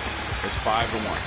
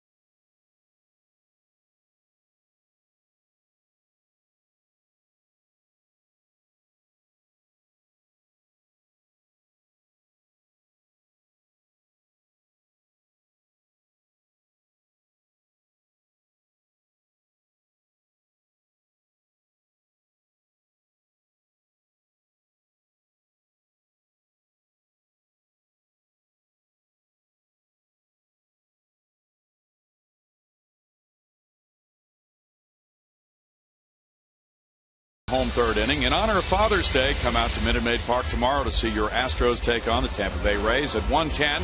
Plan to get to the park early. 10,000 fans will receive a barbecue grill set courtesy of Houston Methodist. To get your tickets, call 1-877-9-ASTROS or visit astros.com. Should be a great day tomorrow and a great day today to have Adam Everett up in the booth with us. And Adam rarely comes to Houston during this season. You're traveling around working with Astros infielders throughout the minor league system. Yeah. How many clubs have you seen so far this year? I've seen most of them. Haven't seen Oklahoma City yet, so I'm still working on seeing them there. But, you know, we had Tommy Lawless there for a little bit, so he's a former major league infielder. So I let him do his thing, and he just would keep me posted on everything. Yeah, and he took over as the skipper when Tony DeFrancesco was getting his cancer treatments here in Houston. And from all the reports we're hearing, Tommy Lawless did an outstanding job. Hey, he's got that personality where he's laid back. He's a player's manager, and they respect him. He's been there, and he doesn't ask too much, but he does demand respect, and he has. He did a really good job for him. It was kind of old home week for you and Jim Hickey talking before the game on the field. Loney batting now with a count 1-1, and then we were just mentioning when Hick went to the mound after that play. At first, Archer goes down, unable to make the catch. And Adam, you played the game for a long time. There's a tap to first base. Singleton with the toss. But yeah, I was asking Ash when we went to the commercial there. It just seemed to me that maybe Hickey was going out. This is the time that an inning can blow up on you, trying to prevent that when he went out to the mound, right? And they tried, and I thought they kind of had it under control. Whenever they get VR to hit the line drive right at somebody, and the next thing you know, ground ball, think you're out of the inning, not out of the inning, and then they lost it. So it happens just that quick. But you know what? You got to give a lot of credit to the Astros, man. Yes. The way that they went in and they jumped on them. That's a sign of a championship club. And to see that was the most impressive thing that inning. To see how whenever they gave them an inch, man, they really opened it up. And Dominguez putting the exclamation point on. Matt Dominguez with that big swing. Before we talk about any of the guys in the minor leagues, the infielders that you're impressed with, I wanted you to comment on Jonathan Villar and what you've seen, what you've heard this year, and what you guys maybe worked on back in the spring that is starting to come through now, because he's been really good, especially the first month and a half or so of the season. Brilliant play. Well, just like any other guy that's coming up to the big leagues and getting his feet wet. He still doesn't have a full year in the big leagues yet. He's getting closer, and he's starting to figure some things out. He's figuring hitters out. He's getting more comfortable underneath the lights in these big stadiums. And I think more than anything, he's just the guy that you kind of have to let him play things out. And he's getting there. He does some unorthodox things, but the kid has some unbelievable ability and talent. It's just a matter of until he figures that out and kind of just lets it all hang loose. But he's really working hard on his throwing, working hard on his feet, getting in position to do things in the proper way, and he's done a great job of that. We all go through rough spells, and he's just kind of in that right now. 3-2 now. Now let's ask you about a couple of the minor leaguers, especially Carlos Correa to begin with. Well, he's easy. He's a great player. He's going to be a great player for a long time. He's got that it factor, as I call it, and he's just a great player. He's one of those guys that when he's on the field, he's going to change the dynamic of his team. And it's just a matter of time, and he's getting closer, and he's playing well. So it's a lot of fun to watch him. When we saw him in spring training, he looked like somebody who was a major leaguer expecting to play at the major league level. And that's what he is. He's got that. He's got everything. He can run, throw, hit. He's got the body to withstand the beating of 162 games and to play every day at that demanding position. So, and not only that, he's going to go out there. He knows when to go to the mound. He knows how to hit. He knows when to take strikes. He knows when to try to drive the ball. So it's impressive to watch him play and to see it in a 19-year-old. You just don't see that too often. Do you see? Is there anything in him you would compare to some player that's either playing now or played previously? I think of George Springer. Who would I compare him to? I'm not really sure because he's so rare. Oh my goodness, he's fun to watch, isn't he? I saw him last year for the first time, hit a ground ball to shortstop, and it was a bang play at first, kind of like the one in the first inning where he slipped and fell, and he still almost beat it out. And you go, this is supposed to be a power guy. Yeah. And then his next at bat, he hits one 9 miles to left center. So you see that type of ability and talent in the way he plays and the way he goes about the game. Is he's a very intelligent player, and on top of that, he's got the skills to go with it. Yep. It's kind of like the Correa. They just don't come around too often. We just happen to have two in the same system. It's going to be a lot of fun to see him. The guy that reminds me the most, he is like an Alex Rodriguez. The early Alex Rodriguez is what I think we all see. And it's, he has that first step quickness, that range, and you go, oh, well, that's a base hit. And you go, whoa, wait a minute. He just made that play. And then the arm to boot on top of it. The big bat to go with it. Now, of course, I haven't seen a whole lot, but does he have what you perceive as high-end offensive potential? I think so. I think he's got that. He's got a simple swing. He can drive the ball to right center, which is key. And, he's a big kid. Yeah. There's going to be an adjustment period just like everybody else. But, he's on track right now, and he's playing great. So it's just a matter of time, really. There's a shot by DeJesus to right field, and he's aboard with a 2-out single. I know we talked this spring about Nolan Fontana, and you were raving about him then. Any change now? Well, you know what? He made the Texas League All-Star team, so it was nice to see that. He's had a great year so far. I think he had some personal issues last year, losing his grandfather, and I think that his grandfather was very, very key and instrumental in him growing up as a kid and one of his best friends. And I think dealing with that and dealing with it properly, and now he's back, he's refreshed, and he's playing great, and he's playing some second, he's playing some short, and we're finally starting to get to see the Nolan Fontana that we drafted a couple of years ago. That choice of ball one. Who else is on the horizon for you as far as Astros minor league infielders who might not be so well known to the fans. Well, I tell you, we drafted Tony Kemp last year. This little second baseman. He's a gamer. He's a leadoff man. He knows how to just get the job done. I mean, I think he's hitting 340 or 350 in Lancaster right now. He's got still trying to smooth him out. Got a few rough edges out that we're trying to smooth out at second base. But you know what? He's a good baseball player. He's learning the game. He's not afraid to learn the game. You know, so there's a few guys like we got Matt Duffy who just got called up AAA, who's done nothing but hit. So it's just a matter of getting these guys and seeing where they're all going to fit in. It's a nice problem to have. We've got some really good young players. Is Kemp one of these smallish guys that maybe doesn't tool out, catch your attention right away, but as soon as you watch him play in games, you realize this is a guy that actually plays above what tools may say? Yeah, he is one of those guys. He doesn't have the best arm in the world, but he gets the job done. He's not the fastest guy in the world, but he's got 30 stolen bases, and he's leading off. So it's one of those. He's one of those guys you go, okay, but you just watch him day in and day out, and you go, wow, he's a spark plug. You just described Jose Altuve. Yes, he's a guy you need to watch day in and day out. Yeah.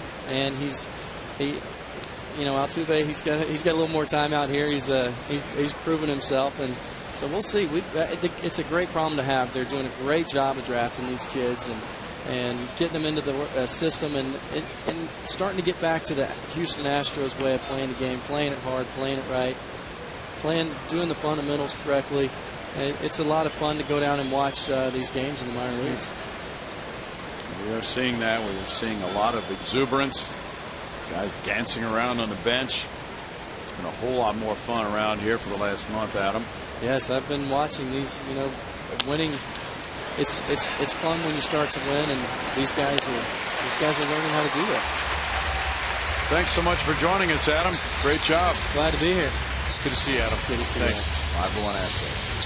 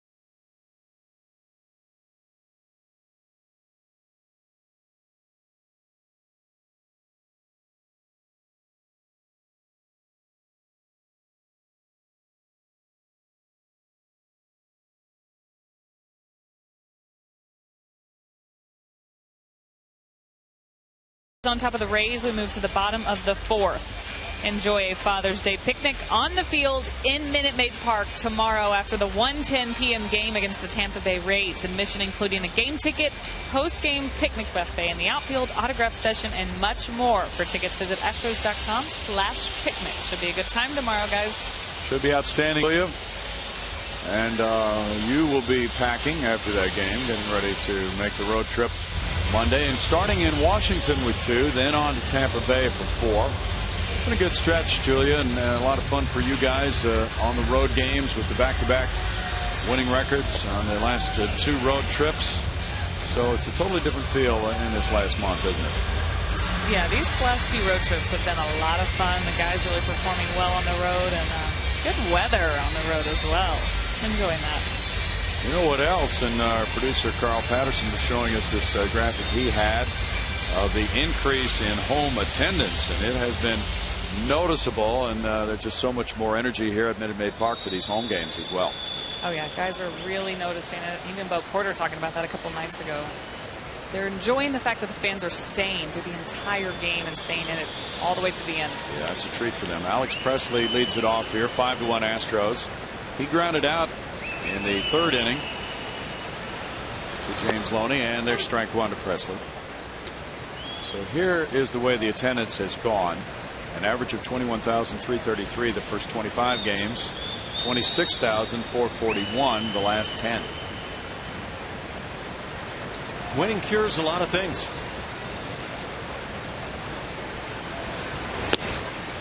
You know, I was thinking about something Adam Everett said there with us, Brownie. He was talking about guys really starting to do things the Astros way from the past and playing the game right. And there's something to be said about learning to respect and the uniform, about honoring what that uniform's past says. And the Astros have some pretty strong performances in the past, and especially when you look to recent past with Craig Biggio and Jeff Bagwell and the guys of that era. Man, it just means so much to honor what that uniform says. There's a particular work ethic that went into the greats of this franchise. 3-1, and sometimes players come to a particular franchise and they didn't follow the team when they were growing up. Sometimes they've been with other clubs at the major league level and come here after 7 or 8 years of a career, we'll say, and they don't attach themselves to the traditions of the club, to the hard work ethic of those guys you mentioned, and they don't really get into it. There's the leadoff walk to Presley, but what Adam was telling us is that that can be very important to a team and the fans and people who are the leaders of the ball club. Look at the championship banners, and then you think about the guys who put those uniforms on and went out and did it daily, and you just should never allow yourself to step on the field, put that uniform on without great pride. Well, after the leadoff walk here, that's going to be it for Chris Archer. After the 5 unearned runs he allowed in the 3rd inning, now Presley has drawn the walk, and the pitching change will bring in lefty Cesar Ramos. We return in just a moment.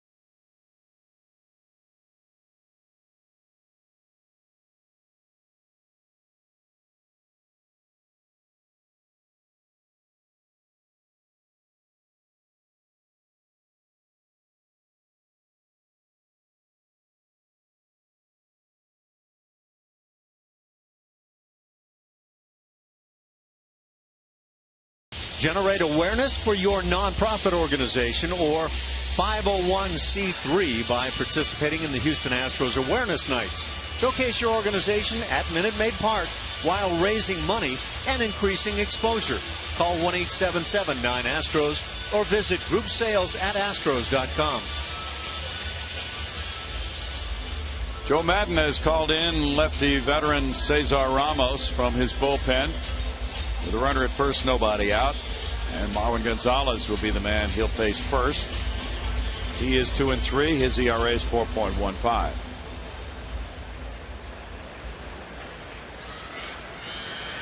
Ramos is from Los Angeles, went to Long Beach State. Last year he pitched 48 times out of the bullpen for the Rays. He was a number 35 draft choice of San Diego, a supplemental pick in 05 after the first round by the Padres, traded to Tampa Bay after the 2010 season.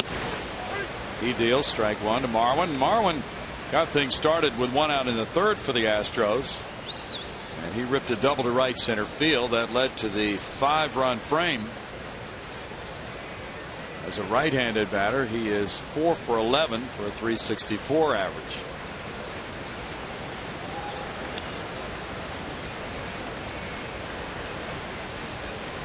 Ramos with a throw over to first. Has pitched 6 consecutive scoreless innings over his last 4 appearances.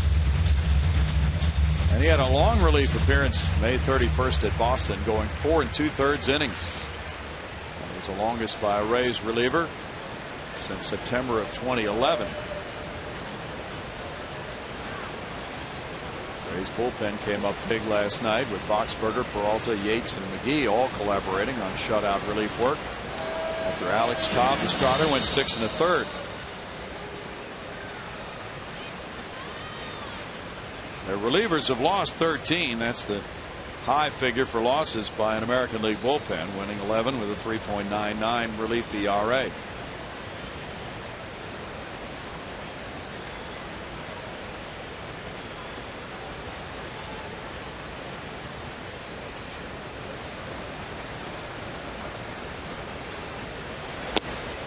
Outside for a ball, and Gonzalez has a 1-1 count. That 35th round draft pick is not going to get a lot of preferential treatment in the minor leagues. You better be good if you're going to make it being that guy. So you really have to applaud the Ramoses of the world, the way they've battled through the minors and survived and eventually made it. Rays president is Houston native Andrew Friedman. He's done an excellent job with his club. That was rolled foul. 1 ball, 2 strikes.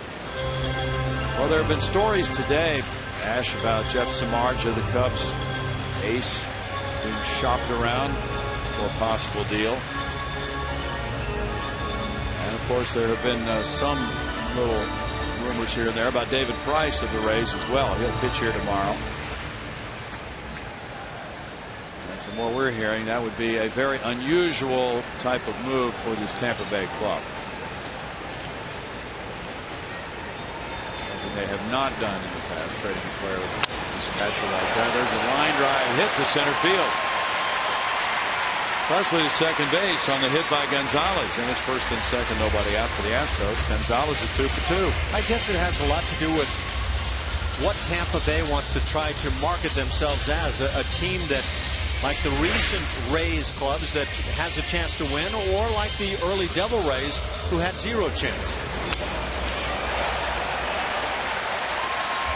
You saw how Marwin got the barrel of that bat on the proper angle to make solid contact for the line drive single. 2 men on now for VR. Keep pounding away. Well, VR pounded one, but his liner found the glove of Benjamin Zobrist back in the third. There's ball 1. Tampa Bay typically has developed its own players and then had a need to trade them sometimes when they couldn't keep them under the type of financial control they wanted. So those types of trades have been made. The Price is under a nice lucrative contract right now.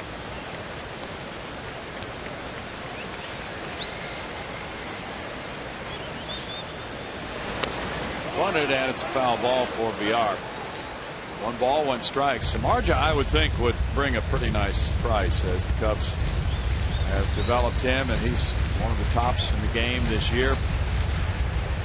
He could be a legitimate help for any contending staff right now. I would agree.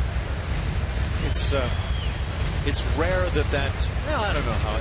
There's a guy or two every year that kind of stands out as that pitcher that everybody would love to get their hands on. And I think this year it could be Samardzija, a guy that is also available. He might be the first big domino to fall on the trade front. We'll wait and see how it develops. Round to bunt, VR misses that one, and it's 1-2 now. And sometimes a team thinking about a deal, and there are so many teams that are not out of contention right now, that usually plays into the hand of the club who might be shopping a marquee player, try to get some teams to bid against each other and try to drive the price up. But Cubs might be able to extract some good young players for Jeff Samardzija at this point to aid them in their rebuilding. And by doing so before the July 31st trade deadline, they could really bring a bigger price by dealing him early. That's bounce foul. You know, you come out to the ballpark and you see a lot of the ball clubs early batting practice time, pre-batting practice. Pitchers will do their running out in the outfield by catching footballs or a wiffle football type of thing, the little soft Smurf deal, whatever it is. I bet Jeff Samardzija is pretty good in that regard, at going after catching those footballs for the guys. Yeah, he should be. Who started that football toss? And Tom House. Tom House is the guy who really started recommending it for the pitchers.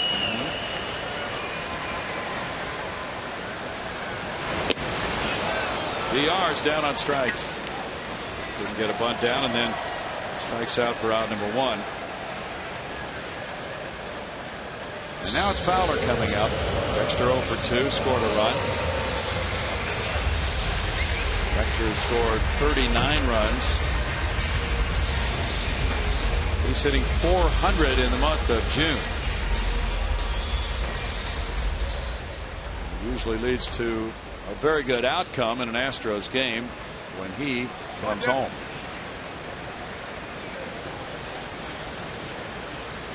Who are the teams that you think might be looking for that starting pitcher to help them out in the second half? Well, I wonder about the Yankees.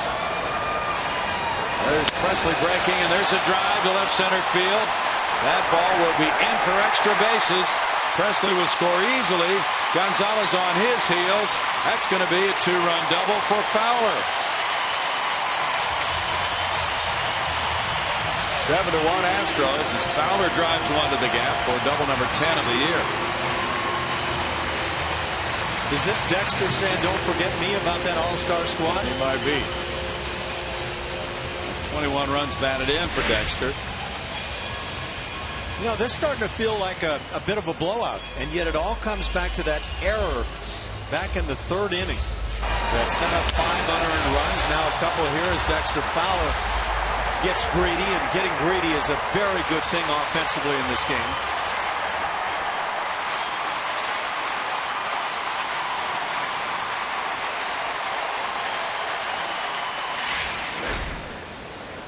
That's 5 hits for the Astros, and it's George Springer batting. He's grounded out, and he's been hit by a pitch. Strike 1. By the way, that was a good jump by Alex Presley from second as he was taking off on the pitch. It was very good. And doubles now for Fowler, and we can close the books on Chris Archer. In 3 innings plus, he allowed 3 hits and 6 runs. 1 of the runs earned, walking 3 and fanning 2.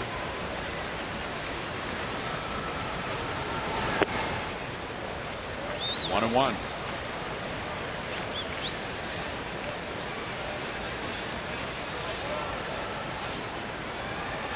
Fowler's made a tremendous difference in this offense.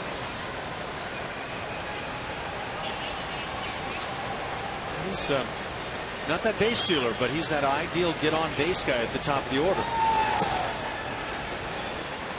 2 balls and a strike.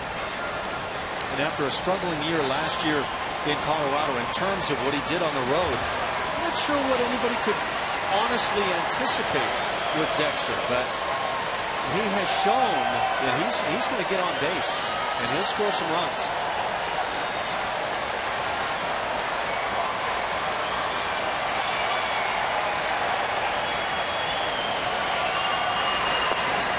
Springer looks at a strike. It's 2-2.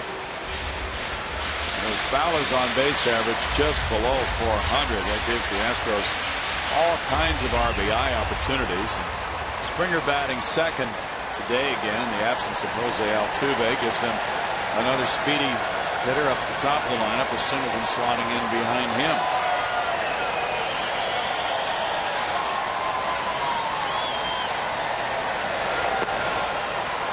looks at it, and it's 3-2 now.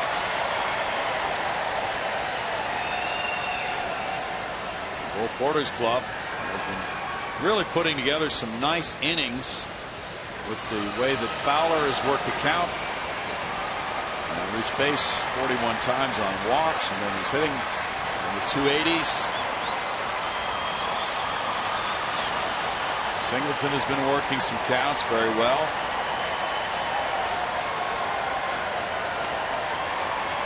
This game is pushing toward 2 hours to get a couple of 4 innings rather in. It was game time last night. 3.5. Okay.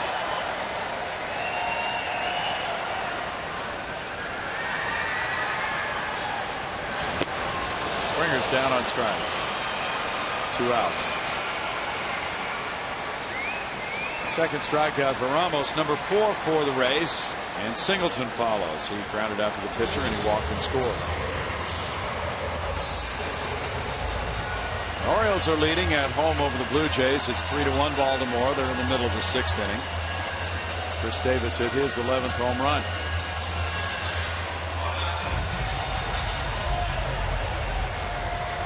Phillies on top of the Cubs 7-4. They're in the bottom of the 8th in Philadelphia. Utley and Brown have gone deep for the Phils. Luciano and Valbuena, as well as Mike Holt for the Cubs. Singleton looks at ball 1. Indians and Red Sox are tied 1-1. They're in the middle of the 6th inning in Boston.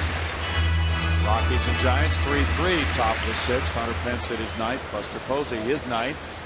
For the first place Giants. Troy Tulowitzki left with a toe injury last night.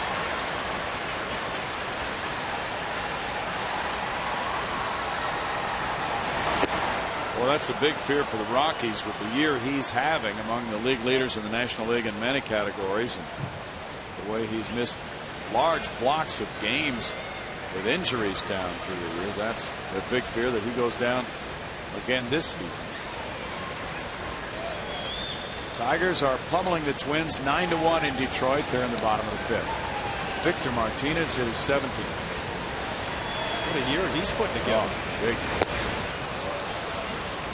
1-2. Haven't checked his walk to strikeout ratio lately, but it was really terrific a few weeks ago. Switch hitter that hits with power, hits for average. A great guy to have behind Miguel Cabrera in that lineup. Padres 4, Mets nothing. They're in the top of the 6th. That's Citi Field in New York. Pirates lead the Marlins 8-2. They're in the 5th. McCutchen and Mercer have gone deep for Pittsburgh.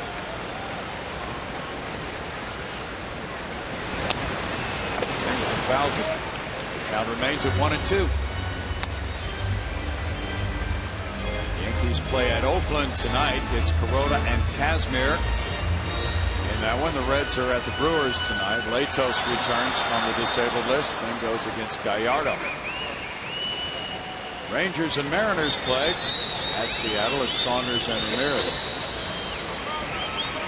What was Master Ho's question last night about the Rangers? Yeah. The fans thought the Astros would finish ahead of the Rangers. Yes. We heard that Ron Washington was not too pleased with Master Ho's question. You know, Ron's had a tendency of being a little highly excitable. Let's see how he feels about this. That's the question you're going to ask, really? You're kidding me. How about a little respect? We will not be putting those two together the next time the Rangers come to town. Well, Master Ho has got some surprising skills.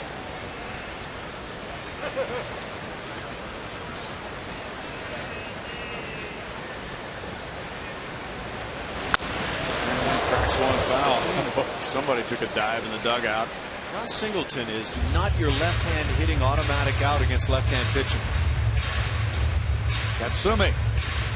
He did a header there. Did he go down? Yeah, he went down. Man down. 2-2 the count. Those Rockets in the dugouts are not kind to the guys.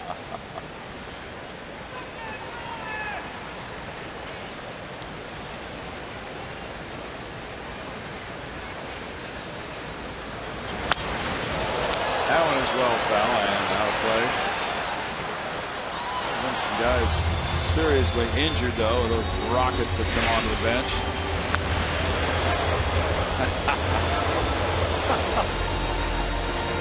That face got serious there for a moment, didn't it? Nate Lucero is his bodyguard. I wasn't aware of that. 2-2. They all need a bodyguard, Ash. Well, these, I know I do. These at-bats against the lefties for Singleton have been, for the good part, quite impressive. Yes. Keeps that shoulder in very well. 3-2 now.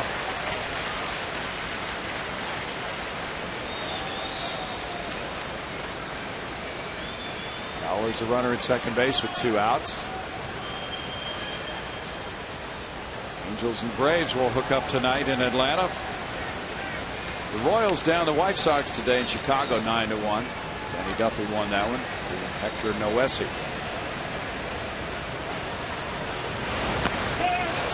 A strikeout ends the Astros 4th. They come up with 2 runs on 2 hits. Fowler drives in a pair with a double to left center. And the Astros have stretched out their lead to 7-1.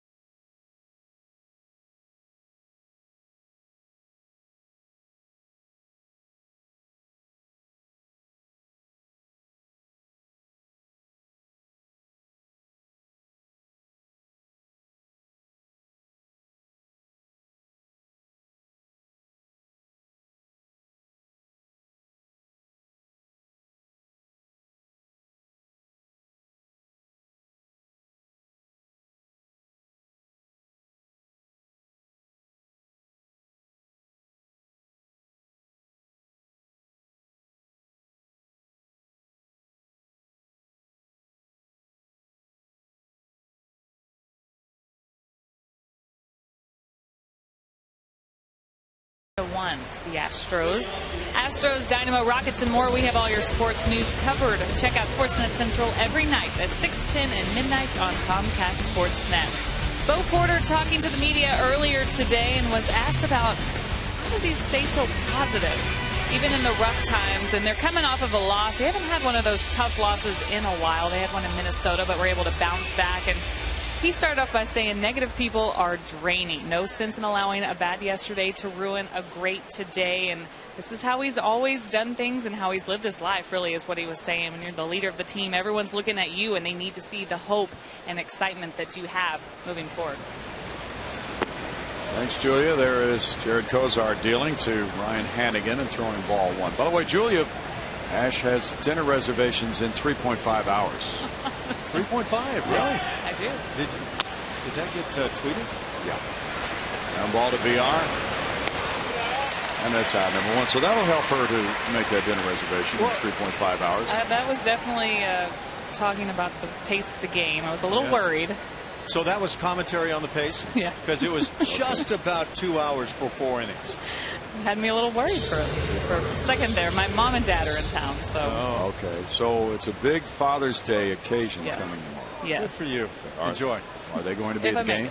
They are at the game today, and they will be here tomorrow. Very good. Reality says 4.2 hours, Julia, but enjoy. Desmond Jennings 0 for 2 with strike 1. I think a lot of families are going to be out here tomorrow enjoying Father's Day.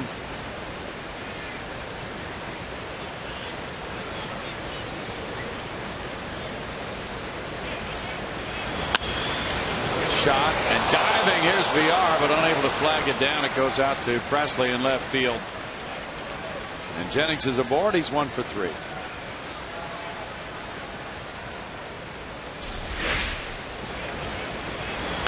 Jared Kozart treated to some runs here today. And that's great effort right there by VR. If he comes up with that play, you got something unusual. Oh, yeah. At HOU would have the flash on that one. Kevin Kiermaier has a pair of doubles.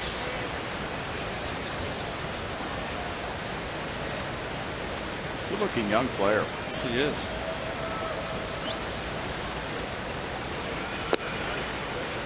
Kozart deals in there, strike 1 for Jared, shooting for win number 6 of the season. Apparently Colin McHugh was not feeling too many ill effects from his blister in last night's start, from what we're hearing. But apparently he was feeling some of the blister, and the longer that goes on, the longer it will continue to go on. You just can't get through your throwing sessions and get that thing completely healed up. Yeah. 1-1. Make it 0-2 rather. Bud Norris came out of his start last time with a blister after 8 shutout innings pitching for Baltimore against Boston. They're not listening to you with that pickle brine theory. He's working on it now. Wonder if he's tried pickle brine. Is rice one of the things? I'm trying to remember Yes. if guys dig into the rice. Yes, Steve Carlton did that, but that was more of a workout thing for him. But yes, to combat blisters, sometimes pitchers will dig their hand down into a barrel of rice to make that skin tougher, right? So after dropping your phone in the toilet and then you put your phone in the rice, then you dig down in there for hours to try to get the phone out. In the process, so that's the way that works. No more blisters. Phone still won't work, but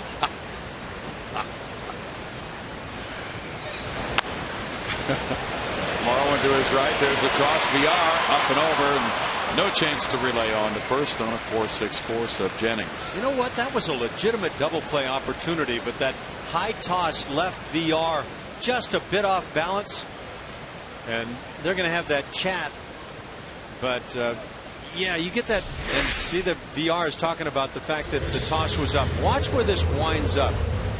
And I think VR just lost that ability to quickly release the baseball and feel like he was safe with the runner coming in.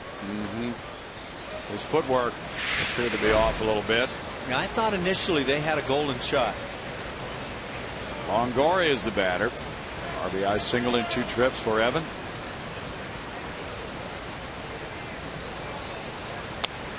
And he fouls it for strike 1. As this ground ball is hit, and we've mentioned that Kiermaier can run, but moving Gonzalez toward the bag at second, fairly sharply hit, that's a double play in the making. Just wasn't made. Lancaster Jethawks have a big weekend underway. They have Jedi Jose Altuve bobblehead giveaway day tonight. Jedi. You ought to see this thing. 1-1. It's on Twitter.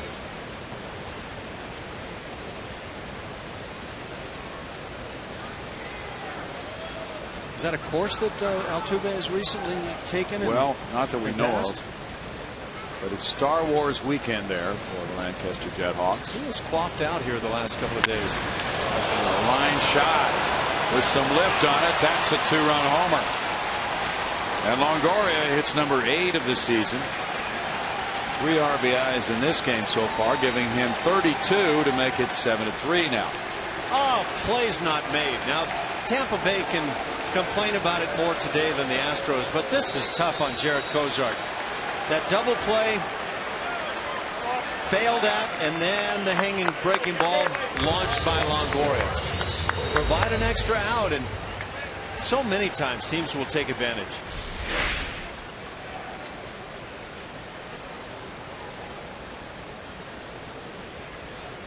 It's just a high breaking ball, and Evan Longoria has done this many times.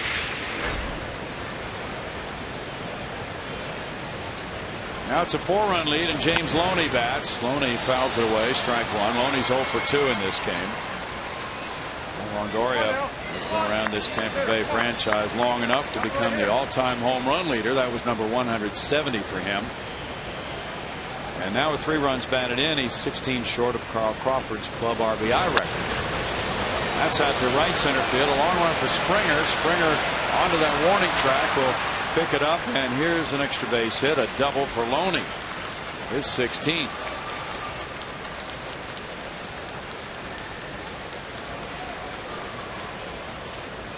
Yeah, what happens when you don't get that maybe should have been third out in an inning, and then things just fall apart? Brent Strom is making the trip to the mound. It's 8 hits for the Rays. 3 of them have been doubles. This breaking ball was not a bad one if you look where Castro was reaching down under the knees. But when you see it well, it's just a slower pitch.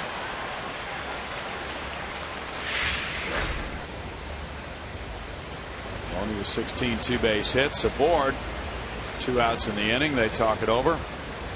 And Zobrist will be next. He's 0 for 2. Jimmy Rollins passed Mike Schmidt for the Phillies all-time hit leader. There's a look at Jedi Jose Altuve. That's that bobblehead giveaway tonight for the Lancaster Jethawks. What do you think, Ash? Gots to get me one. I've never seen him wave that wand or sword or whatever it is around. Is that a lightsaber? I'm not sure. Could be his magic wand. Oh, it's his bat. I see. He's a Jedi batsman. Yeah. Let's see what he hit for Lancaster. It was very, very good. 408. 5 homers, 34 runs batted in, and 213 at bats in 2011. 408. 408. Fly ball left field. Wesley over. Every 408 hitter should get a bobblehead. 2-run scoring. It's 7-3.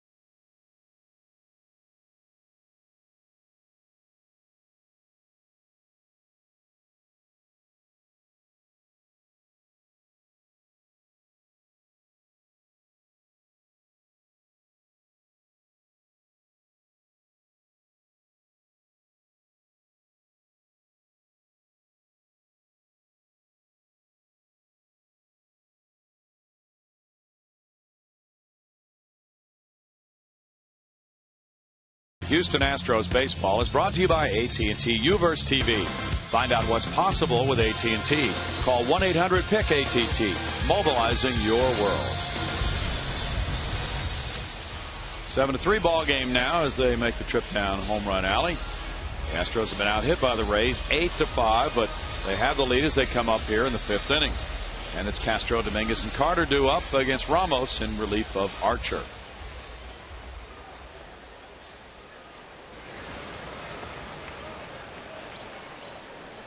Ramos came in with Presley aboard, and nobody out in the 4th inning. You give up a Gonzalez single and a 2-run double by Fowler.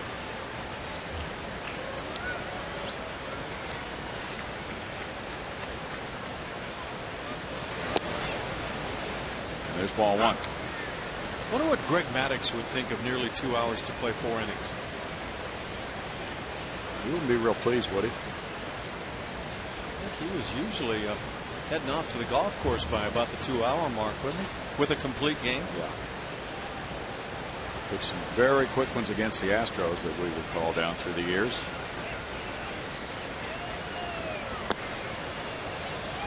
Wow.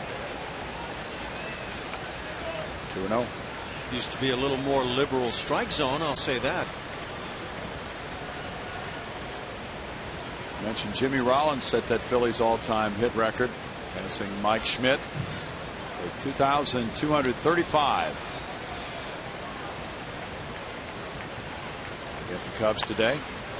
Foul back, and Mike Schmidt is a TV analyst for the Phillies for Sunday games. He was there. He got the bat from Rollins after the milestone and greeted Rollins with a high five and a hug at first base.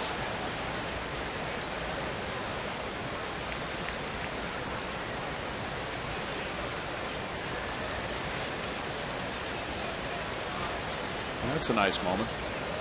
Phillies have struggled through the year so far. Amazing that a club that's been around that long wouldn't have a higher hit total for the club record, 2235. I agree. Yeah, Mike Schmidt was busy getting walked a lot because of all the home runs, and one of the game's great all-time third basemen.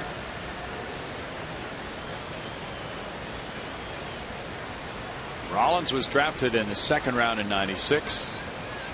His debut with the Phillies in September of 2000. Got his first hit that day. Wonder how much longer he will be a Philly. But he has veto rights over any trade, so he may finish his career with him. 3 balls, 2 strikes.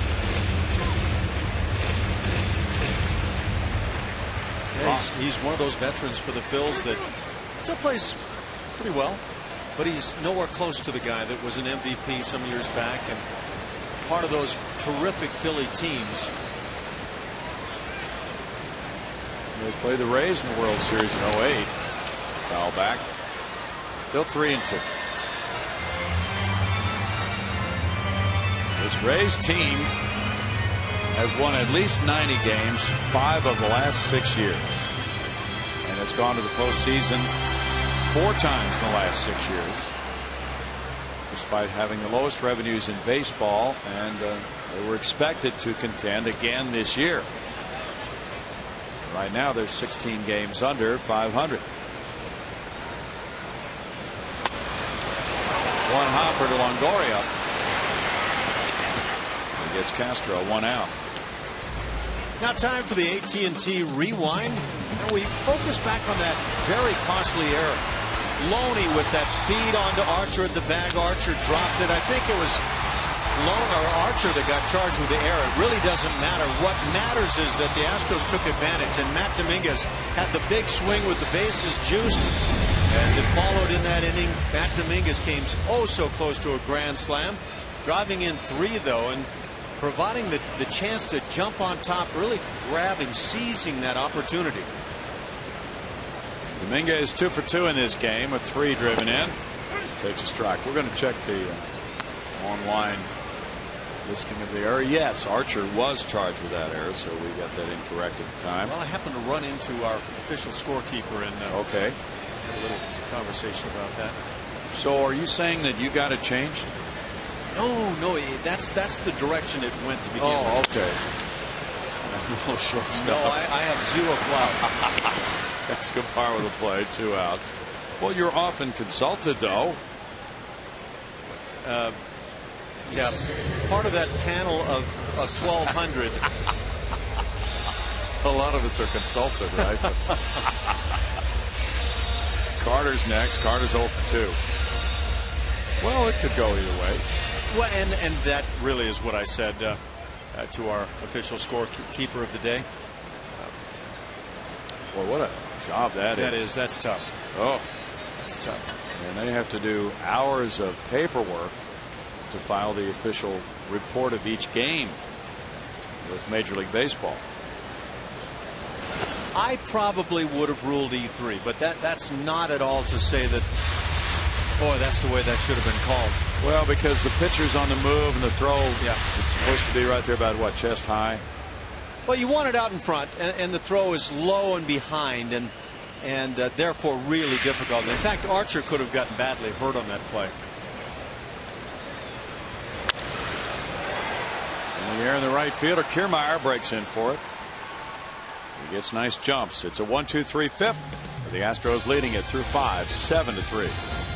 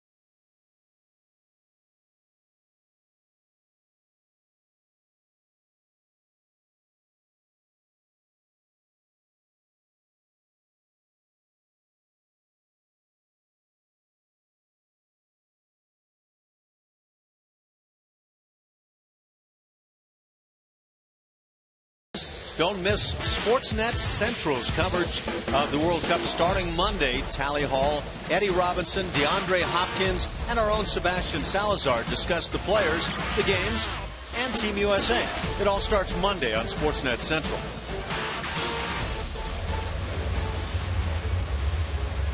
A lot of enthusiasm for that tournament. With a 7-3 lead, Jared Kozart comes out for the 6th inning. It'll be DeJesus, Joyce, and Escobar due up for Tampa Bay. You know, Howard Chen could have been Tally Ho. Oh. No Tally Master Ho. DeJesus fouls it. There's strike one. He has a walk and a single. Methinks you are swayed. We need some help from Bun B on this whole project, though. You haven't gotten that call yet, huh? We're in over our heads, pal. Yeah.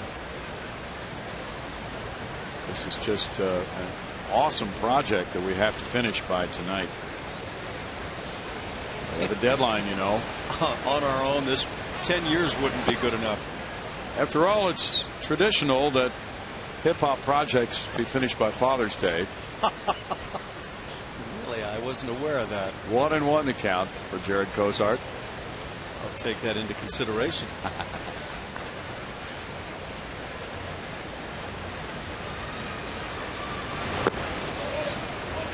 It's 2 balls and 1 strike. I think the next time I see Howard, I'm just going to say Tally. Address him as Tally and see if I get a response there. Howard's really blowing up. He is.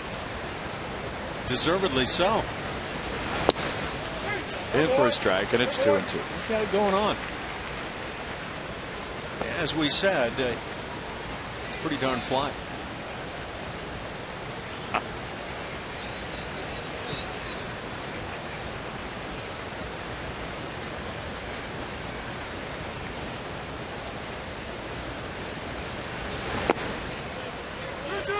Three balls, 2 strikes. What an amazing debut that was just about a year ago for Kozart against this Tampa Bay club. And now, what, about 11 months later, he is starting his 14th this year. So just about a full year of Major League Baseball under his belt in terms of games started. Smacked, and there's a backhand play. VR, strong throw to a stretching Singleton. Wow. Now, I've seen the guys that can take that play, plant the right foot instantly, and make a throw to get the guy. But to make this play in this fashion, that's athleticism. I don't know that this is the right way, but it's sure the impressive way. Just keep it moving and throw back across the body. He's got a great throwing arm. It's one out, and now Joyce bats. Joyce is 1 for 2. Infield shift is on for Matt. High to right field. Springer back, turning all the way now. 2 down. You know, I just want to go back briefly on Jonathan VR. When we talk about the tools that he has, you get a glimpse of the types of tools that he possesses. The throwing arm, maybe most stand out amongst them.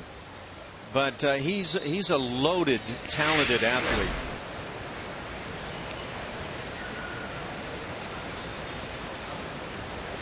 Yunel Escobar is 0 for 2.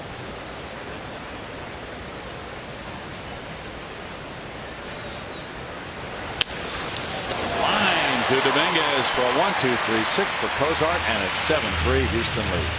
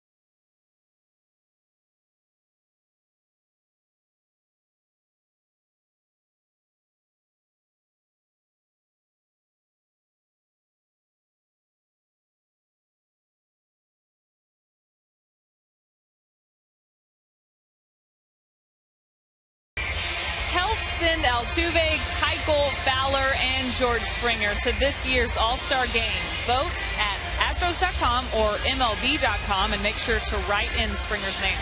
Make sure to vote often and vote Astros. Voting ends at midnight, July 3rd, and the updated NL vote leaders will be revealed tomorrow night on ESPN, and we'll have the AL leaders for you Tuesday night during our Astros telecast. Brownie? Thanks, Julia. And those guys are making a surge. They're certainly making some inroads with the fans. So that would be great if they can improve their totals in the votes. Not that they have anything to do with it, but popularity is very, very important, as you know, in that kind of contest. Good to see them get that recognition for the hard work they've put in.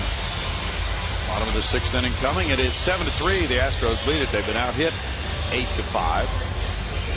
Alex Presley walked in the 4th inning and came around to score after grounding out in the 3rd.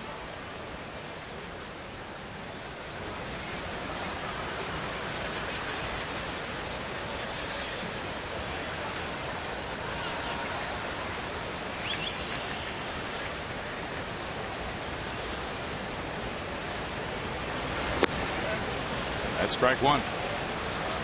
Ramos in relief of Archer, with David Price going tomorrow for the Rays. And the Astros are hoping to make that the rubber game of this series. In the last 7 series, they haven't lost any of them. They've won 4 and split 3. They had won 6 straight series openers until last night. Strike makes it 0-2. That's a long climb when a club is as far under 500 as the Rays and the Astros have been this year. The Astros have been whittling away, and they're now 7 games under. At one point, they were 17 and 32, 15 games under. Rays have been 18 games under. Dwayne Stats was telling me that no team has ever been that far below 500 and come back to make the postseason. But Joe Maddon's club can make a run here, and this is a really important time for a team like the Rays, seemingly out of it. But the American League East is really not as strong a division, it would appear, as normal. Either that or they're just beating each other up. Yankees just 4 games over 500, and they're in second. I could see Baltimore, if they could get some pitching, taking a real good run. It's really the same story with the Toronto Blue Jays, though, and they have gotten some pitching. Tampa Bay, if they got healthy, Hellickson, is Hellickson available to come back at some point this year? I think July is what they're hoping for.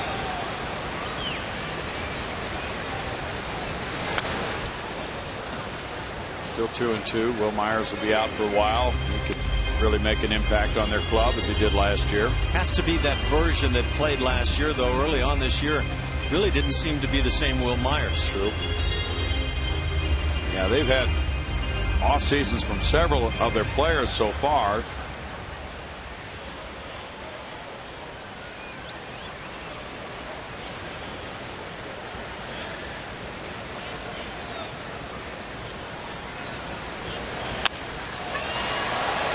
Pretty hard, but foul by Presley, and still a 2-ball, 2-strike count. Bo Porter keeps Presley in the mix with Robbie Grossman in left field. He's mixing it up and involving all of his players. Jesus Guzman, probably the one guy who it would appear will not see the kind of playing time he had seen when he was in that platoon arrangement at first base with Mark Krause, because now John Singleton, the way he hits lefties, is an everyday player.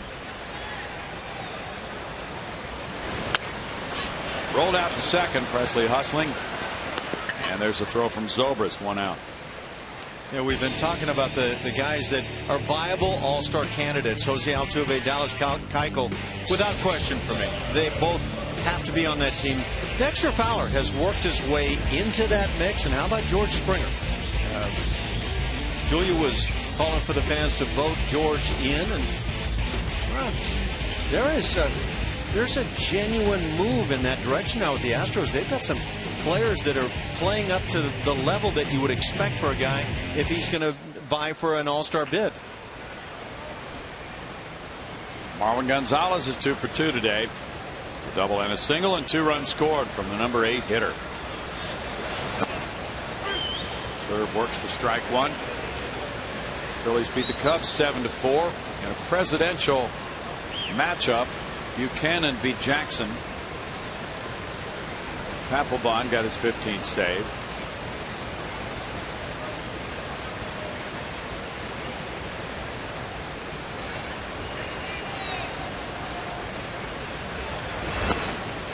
That's a ball. We've just been handed a statement from the Astros in the passing of former Astro Joe Pittman. Former player scout and Houston native. He was 60 years old. He had the nickname Shoes. He was drafted by the Astros in 1975. Played for Houston in 81 and 82. And then he played for San Diego and San Francisco after that. And he scouted for the Astros from 88 through 03. And was a minor league instructor in 96. We are saddened to learn of the passing of Joe Pittman, who was a member of the Astros organization for many years as a player scout and minor league instructor. For those who played with him, Joe was known as a fun and enthusiastic individual who brought energy to the ball club. We extend our heartfelt condolences to Joe's family and many friends throughout the game and beyond. May I just add, good guy. Everybody, my estimation, loved Joe. I mean, he was just a good teammate, good person, and fun to have around. Sorry to hear about that with Joe. I actually thought of him yesterday, even though I never knew him, because of his nickname Shoes, when we were showing Julia's photo shoot on her shoes yesterday. Julia's shoes? Yeah. You know, it wasn't long ago you and I talked about Joe Shoes Pittman and the fact that he had played on AstroTurf there on a wet night in Philadelphia, and he was sliding around, and so he became Joe Skates Pittman for a while. Slowly hit, Longoria in with the throw, 2 outs. Did Joe have a lot of shoes? You know, back then it wasn't quite the way it is today, where all the shoe companies are throwing shoes your way, but yeah, you'd get a few in there, and some of the guys were very willing to accept shoes from various companies. Therefore, you'd when you knew the so-and-so, the Nike guy, might be coming in today, all the other shoes would go in a bag somewhere, and you'd ask for some more. So that was the way guys would try to get them, and I don't know how adept Joe was at acquiring extra shoes, but he was shoes one way or the other. VR bangs out a line drive hit, and he's 1 for 3. He scorched one the first time up, a liner caught by Zobrist. This time he's aboard with a 2-out single. Inside the Lines is brought to you by Scotch Blue Painter's Tape. Scotch Blue, see what you can do. And we're talking Dexter Fowler, and why not? He's been so good, and he's just gotten better and better over the last month. On-base machine, you go back to May 10th, right near, just under the 500 mark. Here he just snags a bag himself, forcing a throw in the wrong direction, swinging it from both sides, drawing walks, driving in runs as he has here this afternoon. Dexter Fowler has been, he's qualified as all-star good now at this point in the season. Fowler takes it, ball 1. 1 for 3 today. Cincinnati Reds used to be allowed to wear only black shoes back in the 1970s. Couldn't wear white stripes or any kind of trim on them at all.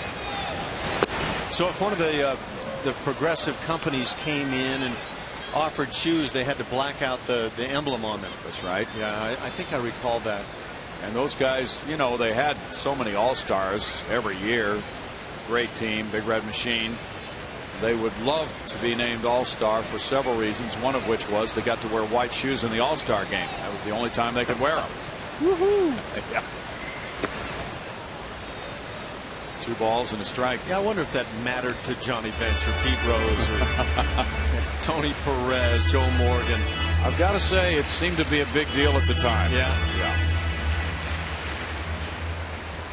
George Foster just hit one 525 feet in his flashy shoes. Wow, what a load of talent they had. Yes, they did.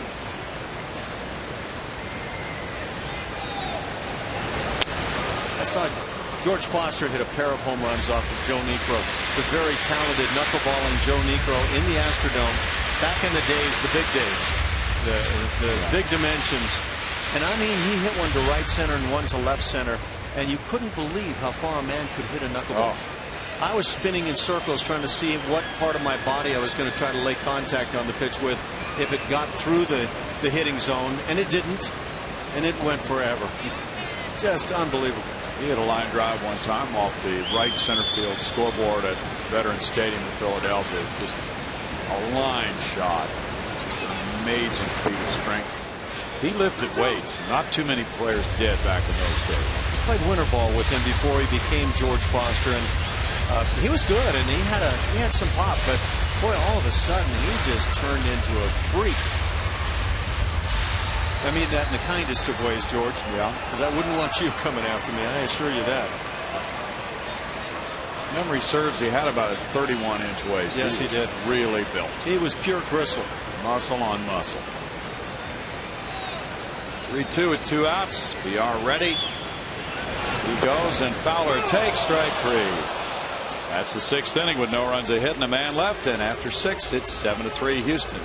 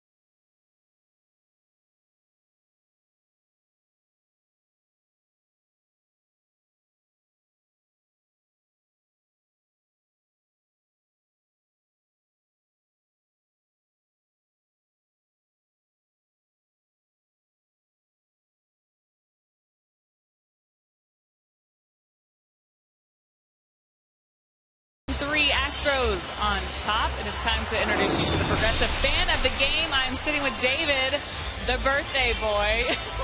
Big Astros fan, and you said it doesn't get any better than this. How's your birthday going? Oh, it's fantastic. The best birthday I ever had. My girlfriend set it up perfectly. I mean, Astros game, drinks at Lucky's Pub, the best birthday ever so far, so I can't complain. The Astros are winning. That's the best thing ever. Exactly. You're also expecting a baby's on the way, so early Happy Father's Day. Are you excited? I appreciate that. Yeah, she's about 10 weeks, and we're excited about for our new baby, so we can't wait. Early Happy Father's Day to you. Enjoy the game. Brownie, back to you. Thank you. Kirby Yates is warming up in the Tampa Bay bullpen. Ryan Hannigan, the batter. Strike 1 to Hannigan. Jared Cozart beginning the 7th inning with the 4-run lead, 7-3. He's gotten Hannigan twice on grounders, 6-3, as you see. I saw David had a catcher's glove on, and he seemed like a smart guy. So that disqualified him once you saw that tool, right? Yeah. No balls, 2 strikes. Rethink that one, David.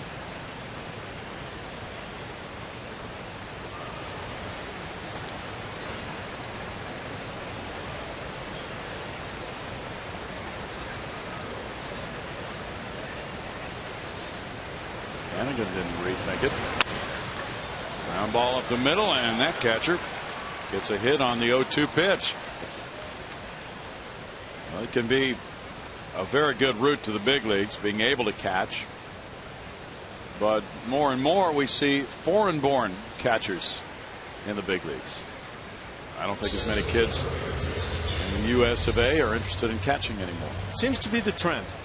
Now, I don't know why that is, but guys that become catchers are going to have good arms. Tony Sipp is warming up for Houston. Desmond Jennings, the batter. He's 1 for 3.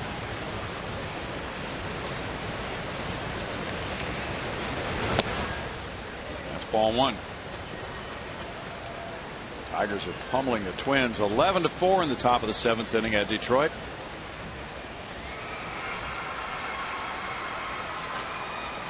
Now the Pirates, who lead 8-2 at Miami in the 8th inning, can get back to 500 with a win today. It's been a grind for them this year. It sure has. Last year, a magical year. Well, their newest call-up, Gregory Polanco, had a big game last night. Now Josh Fields has joined Tony Sipp in the Astros pen. One thing you learn, though, is that it doesn't come automatically just because you've done the work to get there 1 year. That following year can be the larger challenge. Mm-hmm.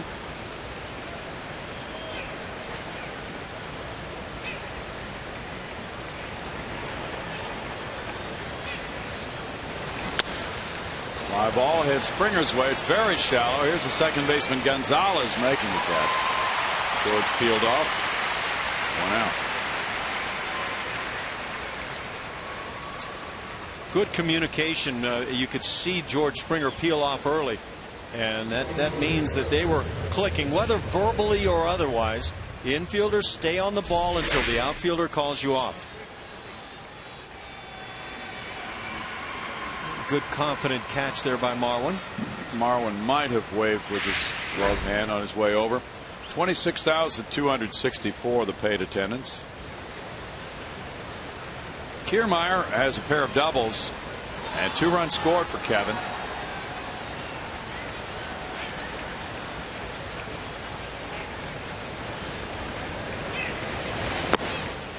That's ball 1. We know that Lancaster has cemented the first half title in the California League in its division. And the Jethawks became the first team in franchise history to win more than 43 games in the first half. They won 7-4. And their manager Rodney Linares has won 200 now as a skipper. 2-0 with Juan Carlos Oviedo warming up for Tampa Bay. There's Juan Carlos Oviedo. Yates was throwing earlier.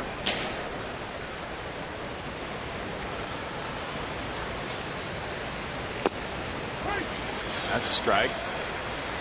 And it's 2 balls and a strike.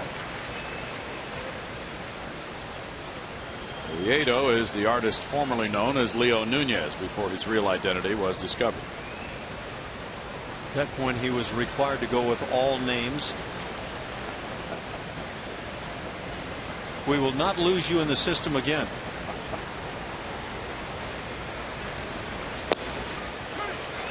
Two and two. I've been told by people down through the years that people born in the Dominican, or I think this may work in Venezuela as well, quite often are not born in hospitals. They have to go to the hospital. Their parents take them there to get the birth certificate. Sometimes it's months or even years after they were actually born, we'll say in a home. Makes the birth certificate optional, I guess. Yes, it does. Swing and a miss and a strikeout for out number 2. Let's take a look at our minor league report and get you up to date. Brett Oberholzer had a good game last night for Oklahoma City. 6 innings, 3 earned runs. He had 9 strikeouts. Didn't walk anybody. Gregorio Petit had the game winner. Last 10 games he's hit .421, and for the season up to .294. He had a walk-off homer for a 6-5 win last night. That was in the 12th inning. A crowd of better than 10,000 at Chickasaw Bricktown Ballpark in Oklahoma City. They beat the Las Vegas 51s. There's a strike to Longoria, who has 3 runs batted in today with a homer and an RBI single. So it would appear that Brett Oberholzer is kind of synced up with Colin McHugh right now, and you wonder about that blister. That would be the only thing that would derail Colin McHugh. I mean, he's pitched great baseball, but as long as you get that blister going on, you wonder if there might come a point at which it's determined he needs a time or 2 through the rotation to take a break. Sure. That makes sense.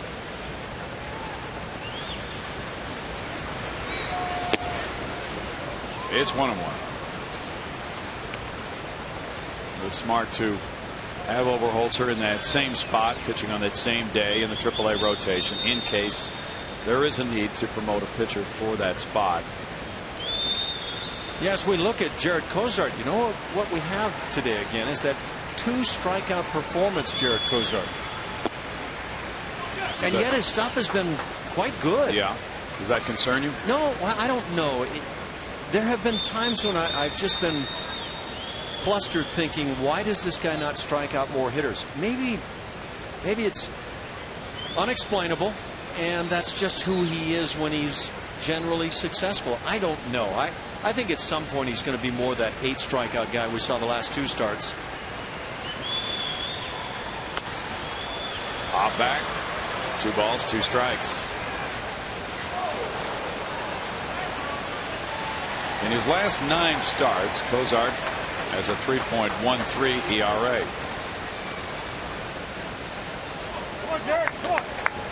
7 of his last 9 have been quality starts. He's averaged 94 miles per hour on his fastball this year. That's 11th among all major league starters.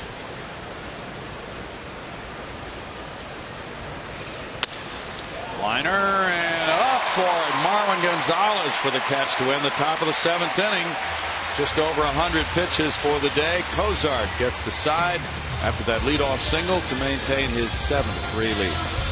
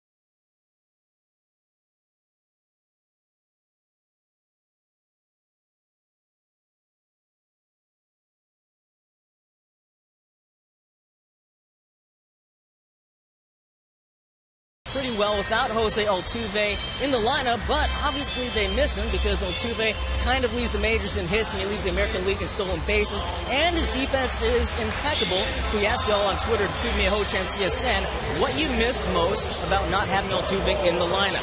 Rockets Nightly tweeted, getting on base is great when you have a guy that can put the rest of his teammates in a position to drive in runs. How about Cole Cerveza? He tweets his leadership. He gets the team going at the plate and on the field. Seems like a different team without him. Hashtag go Astros and hashtag Master Ho. So apparently Cole Cerveza is as hyped up as I am for this premiere of the rap video that's happening tomorrow. Guys? That's tomorrow with hashtag Master Ho. Now, are you going to get a different Twitter handle with Master Ho on it? You know, I'm considering it because with all the buzz that's going on, that's being generated right now, this is going viral, guys. So possibly a new Twitter account, Master Ho. Well, you've got 26,000 people standing for you right now, Master Ho. Watch out, Joe Madden was right behind you a moment ago. Oh, man. You know, you just rhymed right there. Joe Madden a moment ago. Yeah, Master Ho. that's a Ho. You got a hip-hop career yourself. Well, we'll find out tomorrow because he's going to be a big star. Yo, yo, yo. Oh, by the way, those people are sitting down. It was the 7th inning stretch. So now we go to the bottom of the 7th, and it's George Springer batting. 7-3 Astros, and Juan Carlos Oviedo in the game. He missed all of last year recovering from Tommy John surgery. He's 2-2 this year with a 2.11 ERA. Oviedo, 29 years old. He's from the Dominican Republic. He was with Kansas City, Florida, and missed 2012 and last year with that Tommy John surgery. And there's strike one to Springer. Springer's 0 for 2. He was hit by a pitch up around the left shoulder in the 3rd inning and scored a run. And that was the big 5-run inning for the Astros. All 5 of those runs unearned in that frame because of an error charged to starting pitcher Chris Archer. Springer takes it. It's 1-1.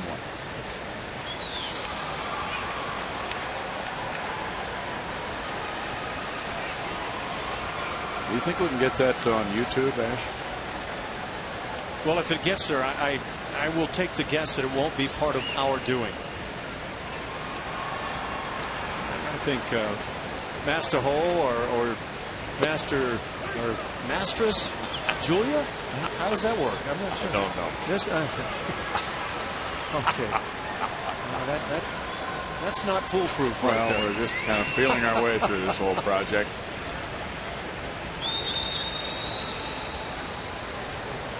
It's our clueless hip-hop effort tomorrow. That's well tagged. 2 balls and 2 strikes. Hashtag clueless. Ash, what did you call me? You know what? I did say it could be fraught with errors in when I start trying to go that direction. Oh, yeah. I go by J-Mo sometimes. Mastras. Oh, J-Mo. I like J-Mo. Yeah. That's very good. Yeah. Well, that was easy. 3 and 2. Mastras. Yeah. Fraught with the potential for error. Well, we've got a lot of confusion here. We've got Mattress Mac. Now we've got Mastras. Good grief. We've got J-Mo. It's just too much terminology for us. Fly ball out to right center field. Kiermaier there. And he takes it in for out number 1. It is a 7-3 ball game. The Astros ran up against Chris Archer, who was coming into this game with an ERA of 0.87 for the previous 5 starts. Astros and Rays with game 2 of a 3-game series. It was a lengthy first 4 innings.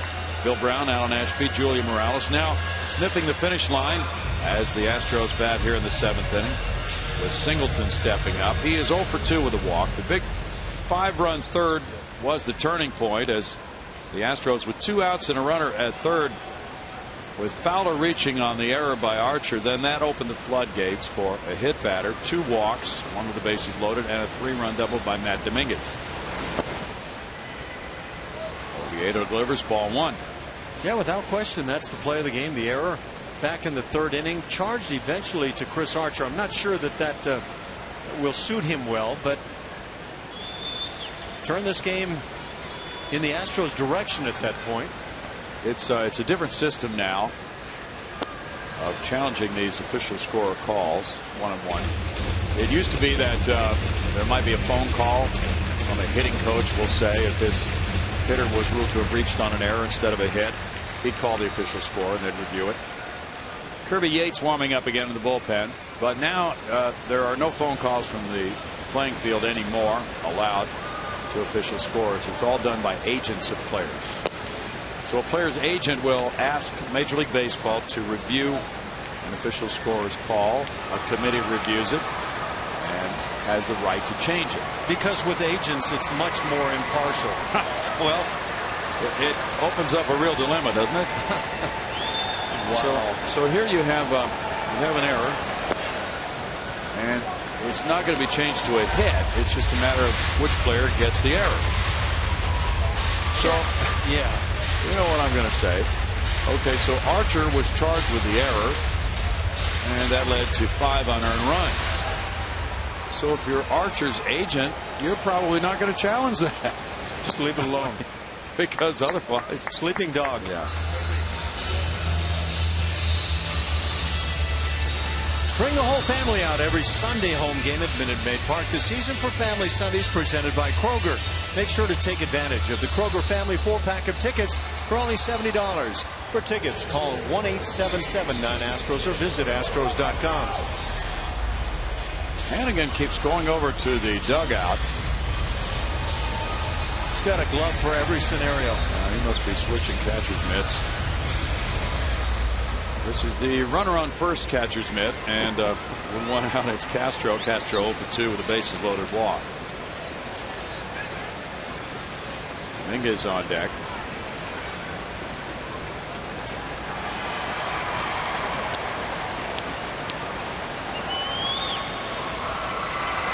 Oh, but what if there's an agent who represents both players? Yeah, which happens. Yeah. So he's going to have to choose which player he wants to press for. Which is larger, my pitcher whose ERA rose by 4 or my hitter who lost 3 points on the batting average?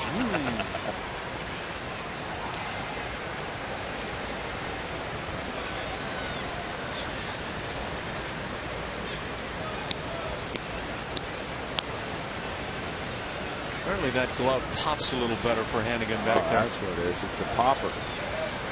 1-1. Did you find that ever had an effect? The amount of noise when the ball went into the mid. Did that influence a pitcher? Did a pitcher say, I'm not popping the mid like I normally am, I must not be throwing as hard? Absolute. No. What they said was, did it impact the pitchers? You bet. They'd come back to the dugout and say, get a different glove, will you? Okay. And Nolan was the ringleader on that one. Okay. What's with that pillow you got back there? All right. Yeah, that's pitchers want to hear that glove popping.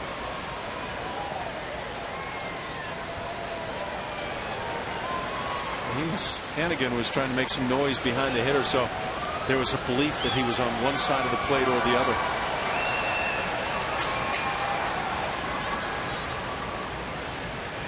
You buy into that? Not one little tiny bit. If I hear a guy pounding the glove behind the plate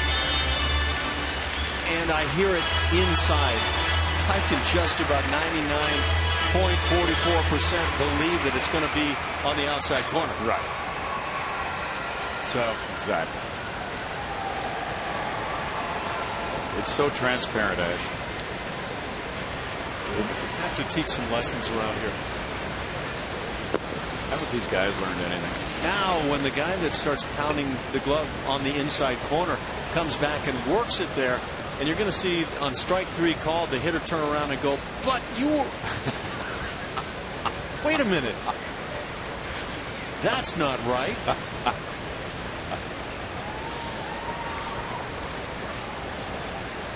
I think there should be a no pounding edict. Well, you watch the shortstop, second baseman combo out there trying to juke the runner. That's in the dirt, and he advances. Singleton on a wild pitch. This was not the ball in the dirt glove for Ryan Hannigan. No.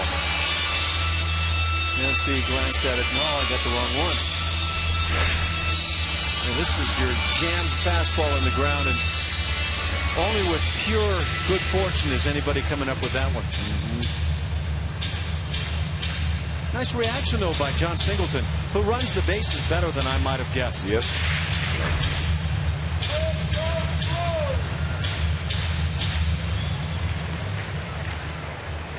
Run lead for the Astros, and the count to Castro is 3-1. Got to choose the right glove. How many different mitts did you have? I guess at least 3 or 4 most of the time. One would be your gamer, one would be your backup gamer, and the others you're trying to prepare to become gamers. There are plenty of lessons to be taught. How to appropriately handle a pass ball, all that sort of thing. There we go. We're working on the real gamer. That's what's going on. There's the real work. Yeah, Stretch Suba's at work. You know, he's probably going over there every inning to see if that mitt is finished yet. You know how guys fall in love with a mitt. There's a walk to Castro. When you go on a road trip, for me, it probably was two gloves most of the time. A couple of gamers. Just be ready. If anything ever happened to those two, big trouble. Yeah. Rex Jones, assistant athletic trainer, talking with Bo Porter. Rex, why is it you don't work on gloves? Oh, okay. Rex, you've got to get these players healthy. Rex has got some new glasses here recently. Dominguez puts it in the air, and the left fielder comes in for it. Joyce, but it's caught by the shortstop. Escobar, infield fly was called. 2 outs. The Astros do have some relief pitchers who are trying to get healthy. Matt Albers, Jesse Crane, Anthony Bass, all down with injuries. Chris Carter's 0 for 3. And it hasn't been just 15 days either for those 3 guys. It's been all season for Jesse Crane, coming back from surgery. Anthony Bass was throwing the ball pretty well. He went down, and Matt Albers had some good outings, and he went down. Well, we saw Jesse Crane out in the bullpen somewhere in the last week to 10 days. Might have been just before the recent road trip.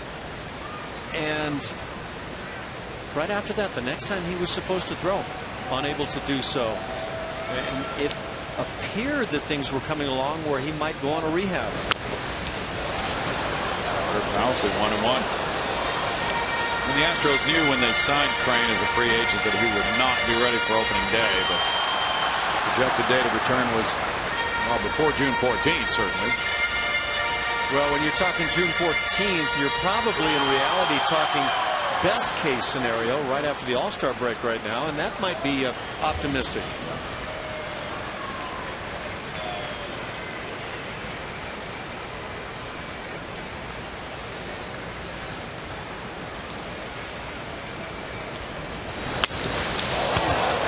Smacks that one foul. 1-2 to Chris Carter.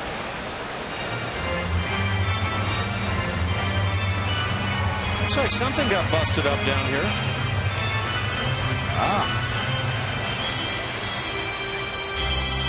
There's just no way to treat the stadium. Oh my goodness. Please do be watching the hitter. Wow. It's a dangerous job. Your focus is supposed to be on the base runners.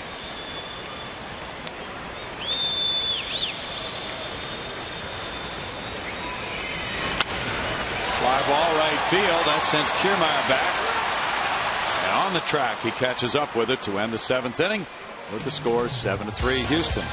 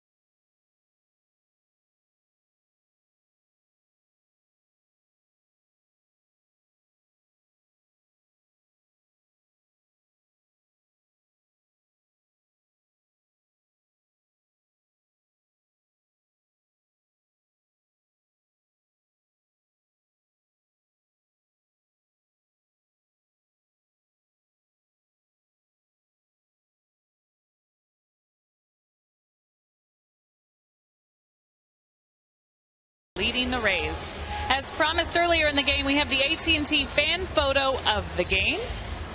Today it is Conrad Higgs, who's celebrating another Springer Dinger by tweeting this photo. Thanks for tweeting us. And remember to tweet your photo to CSNH fan photo for a chance to have it shown in an upcoming game broadcast brought to you by AT&T.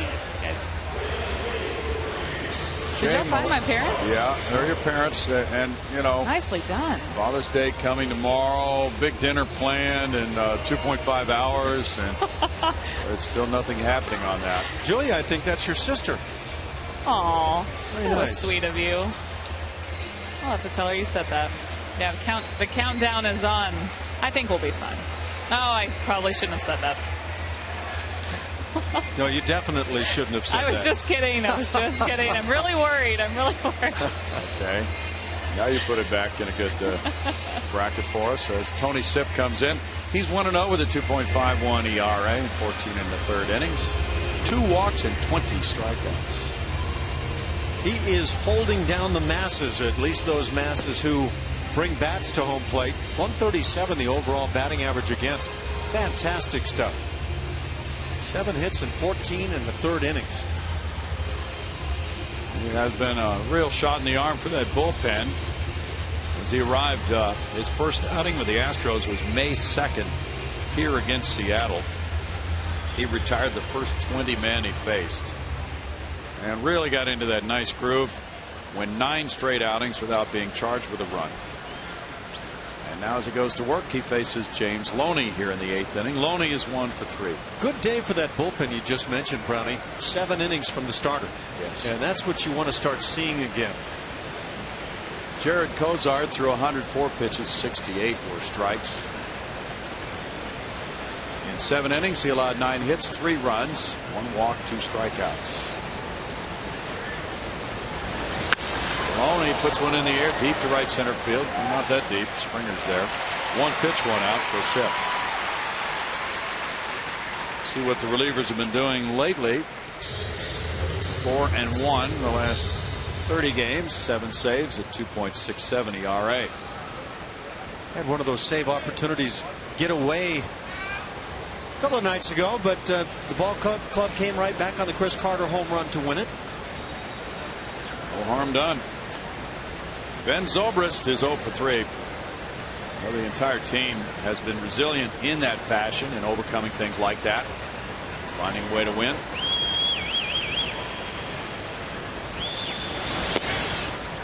Sip delivers ball 1. That was a very good outing for Cozart today. Gave up a first inning run, and he got Loney and Zobrist after the RBI single by Longoria.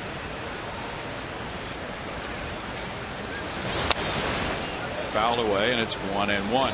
He walked the leadoff man in the 2nd, but then got the next 3. In the 3rd, he gave up a 1-out double to Kiermaier, but Kiermaier was thrown out trying to steal 3rd. And that play was reviewed at the request of Joe Madden. A pretty big call at the time. Josh Fields continues to throw for the Astros. And the Astros got 5 in the bottom of the 3rd, and Cozart gave up the 2-run homer to Longoria in the 5th, but then his final 2 innings were scoreless. It's 2 balls and a strike. Day off coming Monday, and tomorrow will be the finale of this homestand before that trip to Washington, D.C. Tomorrow, Brad Peacock matches up with David Price. Tuesday night in Washington, it's Dallas Keuchel and Tanner Roark. Dallas going for win number 9. Trying to further his all-star bid. 2 balls, 2 strikes. Wednesday night, Scott Feldman opposes Gio Gonzalez, who has just come back from the disabled list.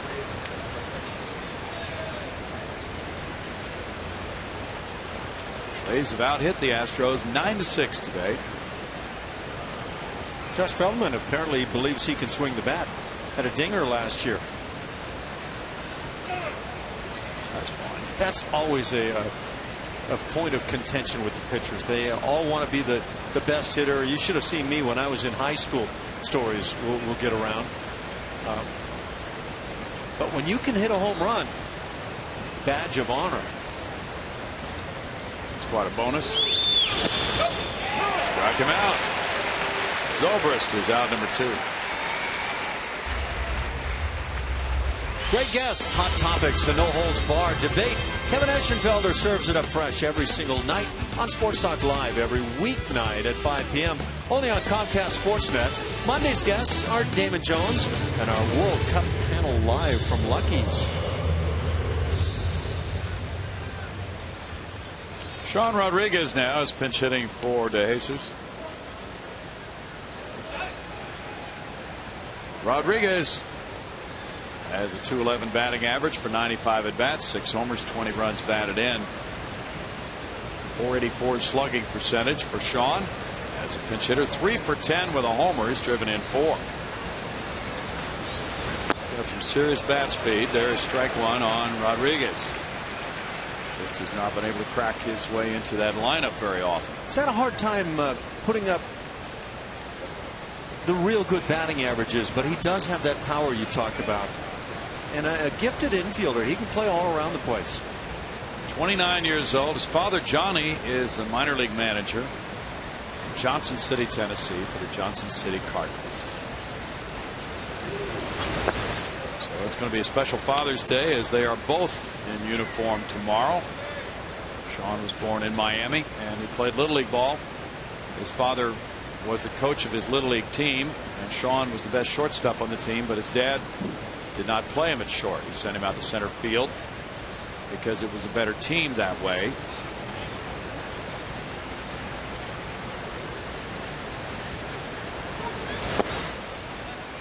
It's 2 balls and a strike. They have another shortstop who's pretty good. They needed a center fielder, and Sean fulfilled that need, but he grew up under that kind of discipline, that kind of coaching from his dad, who now is managing minor leaguers in Johnson City.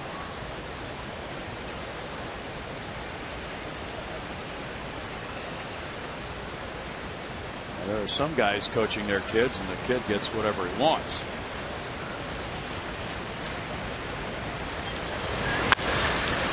Line shot between third and short. That's a pinch single for Rodriguez. Kid that hits a ball like that should get whatever he wants. He smacked it. This ball was flat raked down around the knees, but maybe a little bit of slider cutting action there, pummeled into left field. It's the 16th pinch hit for the Rays this year. They've done a nice job off the bench in 70 at bats. Logan Forsythe is up next, hitting for Joyce. 181, no homers, 5 runs batted in for Forsythe. He's had 116 at bats. And he has done a pretty good job as a pinch hitter. 3 for 12 with an RBI. Now Castro will go out and talk to Sip. Forsythe formerly was with the Padres. Logan's 27 years old, from Memphis, and went to the University of Arkansas.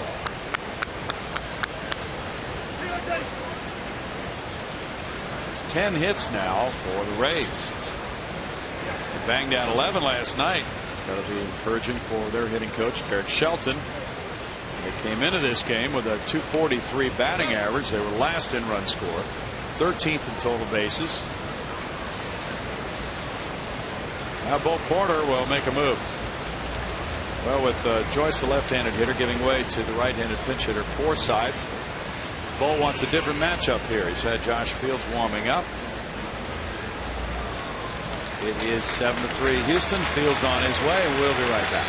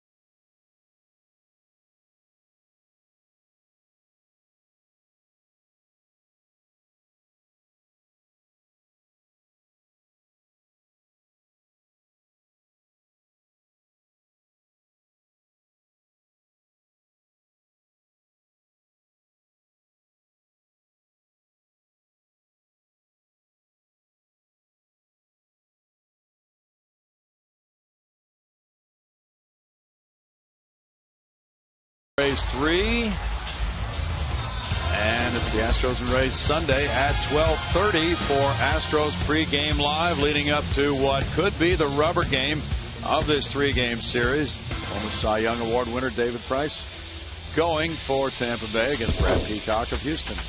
And also tomorrow will be the big breakout game for Master Ho Chen and his big rap video tomorrow. And his big green bud, huh? Yeah. Orbit will take part. Oh. Master got some moves. Yes, he does. Josh Fields in the game to face Logan Forsythe, and he throws ball 1. Fields with his 28th appearance leads the Astros, and he has 27 innings of work with a 1-4 record and an ERA of 6. Late swing there on the high fastball. 1 ball, 1 strike to Logan Forsythe. Fields worked in Thursday's game against Arizona. He got a hold in that one, coming in with a 4-3 lead in the 8th inning.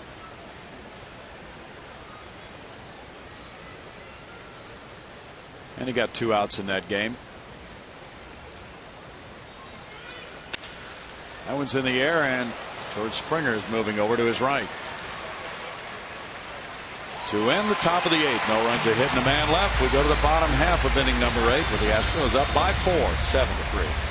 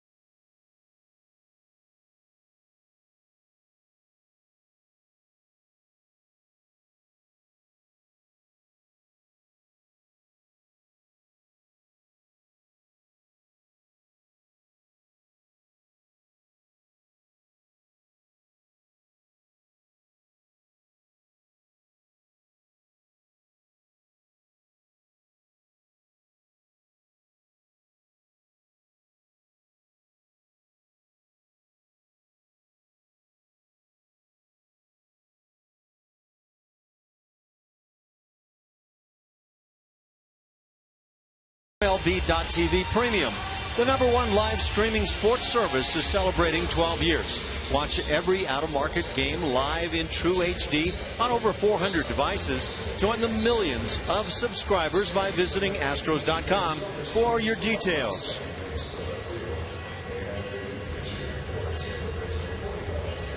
Now we have some changes. Logan Forsythe stays in to play second base for the Rays. Ben Zobrist can play anywhere. He's out in left field now. Very versatile athlete. I wonder how many gloves he has to take on the road. A few. Here's pitcher number 4. He is Kirby Yates, and we've seen him already last night. Minor league reliever of the year in 2013 for the Rays, and this year at AAA he was 16 for 16 in saves. Ash. Nice to have that guy around that has already put in the nice solid season at AAA coming on. He's only made 2 big league appearances now and is yet to allow an earned run, so getting some good work in early on. Every club could use this type of guy coming up for the minors that has kind of mastered to some degree or another that closer's role. He's from Hawaii, the 39th Hawaiian-born player in Major League history, and the first ever for the Rays. If you have been to Lihui, it is a great place, and that's where Mr. Kirby Yates is from. Who do you think was the best ever player born in Hawaii? Wow. You know, I should be able to rattle off some names because there have been some good ones. Yeah. Alex Presley is 0 for 2 with a walk-a-run scored. Mike Lum was from Hawaii, very good player. That was one of the big names, wasn't it? He was with the Braves, the Reds, and some other teams. Left-handed hitting outfielder, very good pinch hitter. Yep, pinch hitting was his forte. Yeah, he became a hitting coach later on after retiring as a player. So he'd be one, would be in there. There's strike 1. Oviedo in 1 inning allowed no hits, no runs, had 2 walks, no strikeouts. Ramos 3 innings, 3 hits, 1 run, no walks, 4 strikeouts. Archer, the starter, went 3. Gonzalez on deck. Villardo up third. That pitch a ball. That makes it 1-1. Yates came up June 7th from the minor leagues for the first time. He became a big leaguer after that terrific run with the Durham Bulls. His brother Tyler Yates is 10 years older, and he pitched for the Mets, Braves, and Pirates. Sure. 2-1. Do you remember Scott Feldman? Yeah, I remember Scott Feldman. He's from Hawaii. That's true. I forgot about him. Well, how could we forget about him? But we did. Ron Darling. Ron Darling, yes. There's quite a list, along with Mike Lum. Jerome Williams. 2 Astros are Hawaii natives. Popped up, and that's back out of play. That's right, out there I forget Jerome Williams. We're doing it. Now, is Darling, you think, the best player? I'm glancing through the list, and he might lay claim. Shane Victorino. The Flying Hawaiian. Kurt Suzuki, fine catcher. Yeah. I think you've got a debate on your hands, and that's a good thing. Yeah, there are a number of good players from Hawaii. Charlie Huff. When they grow up in Hawaii, are they told you can't walk off the island? That was the great line. What was that? Dominican guy. Yeah. Ground ball to second, and there's a good play. 1 out. We promised it, and here it is. Miller time, brought to you by Miller Lite. Marwin Gonzalez has 2 hits. There's a double in the 3rd inning. That started the 5-run rally. And then a single in the 4th. And he has scored after both of those hits today. Filling in for Jose Altuve. He's having an Altuve kind of day with 2 hits. Yes, he is. Just going about his business and doing it very well. One more name to add to that Hawaiian list of major leaguers. Sid Fernandez. El Cid was from Hawaii. Sure. A number of excellent players. Was it, let's see, you can't walk off the island. Talking about a Dominican-born player. Somebody was told that, a position player who never walked. Never drew a walk, yeah. I thought that was a great line, and a lot of guys have used that line. That was with us for many years, so I'm not sure who it was. Somebody like Jose Offerman, maybe. What was the guy's name? Not from the Dominican, but he took the bat to the Pittsburgh Pirate mascot, or one of the mascots. That fella, that line was used about him. Randall Simon? That might be the guy, yes. He was from Curacao. And yeah, so like a lot of the Dominican or Puerto Rican players or whatever, you can't walk off the island. It was very true in his case. Well, why didn't they say you can't take the bat to the Brewers mascot off the island? Apparently nobody was quite that clever. That was a rather nasty episode. Poor guy lost a career over beating up a mascot. He could swing the bat a bit. Yeah. As the mascot learned. 1 ball and 2 strikes to Marwin. Your favorite player, Benny Agbayani. Oh, yeah. The Mets and some other teams. Yeah, there's a very good list. I'm glad you brought that up. Colton Wong, currently with the Cardinals, is from Hawaii. True. Line shot to left field. That's the 3rd hit for Marwin Gonzalez. Nice going, Marwin. You get that occasional chance to play, you want to succeed. And keep the skip comfy with inserting you. This is the way you do it. Big day for Marwin. He's made some nice defensive, at least one nice leaping play at second base. Little carvature right there. You carve it no nicer on Thanksgiving Day. 3rd 3-hit game of the year for Marwin. He collects his hits in bunches. A very opportunistic player when he starts. VR with strike 1. So Marwin had 4 hits at Kansas City on May 26th. He was 3 for 3 here against Seattle May 3rd.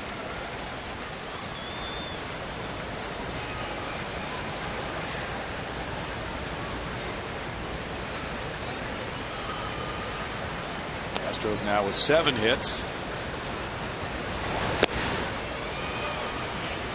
No balls, 2 strikes. And the bottom of the order, even though these batting averages may not reach out and grab you a whole lot, the bottom of the order is more productive this year for the Astros than it was a year ago. They've had a number of games with big contributions from the guys who hit 7th, 8th, 9th. And it's about turning over that lineup, getting to the guys at the top, giving them RBI opportunities. So it's been more of a top to bottom contribution this season for the Astros hitters. Brought them out looking. Jonathan Villar, I think, thought that was the 3rd out as he stood there at home plate taking his gear off, and he was going to drop it there like 3rd out hitters often do. That might have been a little embarrassing. He just picked it up to the back. Center fielders: Dexter Fowler, Mike Trout, Jacoby Ellsbury, Adam Jones, who's an all-star. Hey, how about that on-base percentage for Dexter Fowler being higher than that of Mike Trout? Interesting. That's good stuff. Very good stuff. Adam Jones is kind of a perennial guy. Mike Trout is instantly perennial. Fowler drove in 2 with a double in the 4th. He has scored a run today. He takes strike 1.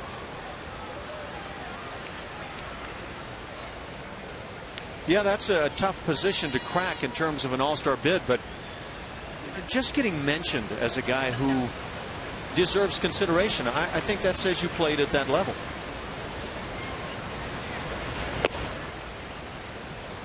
One ball, 1 strike to Dexter.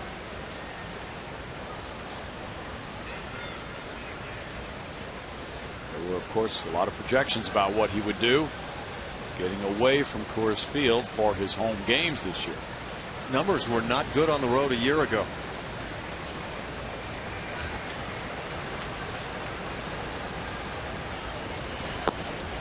He takes, and it's 2-1. Coming into today, he was hitting .305 in this ballpark this year. Apparently the lingering humidor effect on the road was holding him down. So on the road, he's hitting .260 this year. That's about where he hit last year.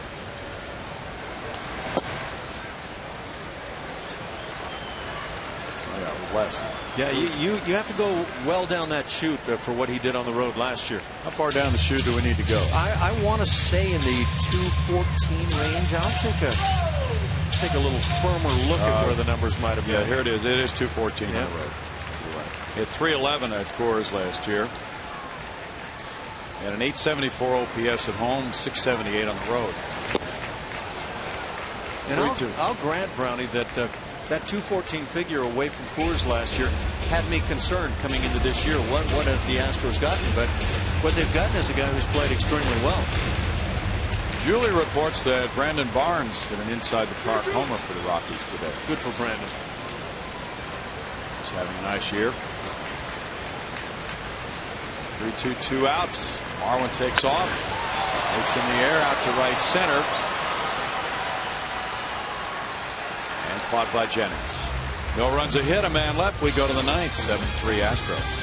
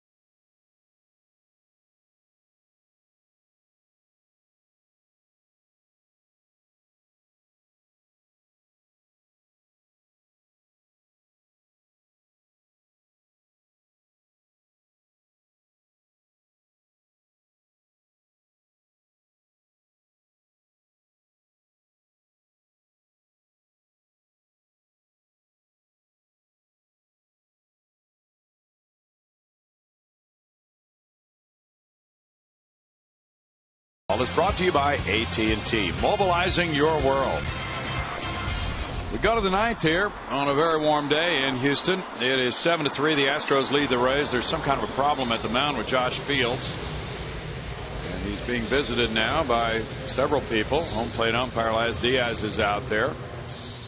Athletic trainer Rex Jones came out. Jason Castro, also Brent Strom, the pitching coach, and Bo Porter.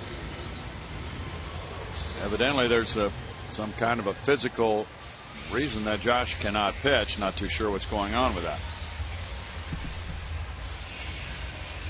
Well, Bo Porter was forced to inspect his lineup card and see what he might have available. Darren Downs there in the bullpen, just standing. He has not thrown yet, to our knowledge. I wonder if Josh Fields wasn't aware of this in the previous inning that he threw.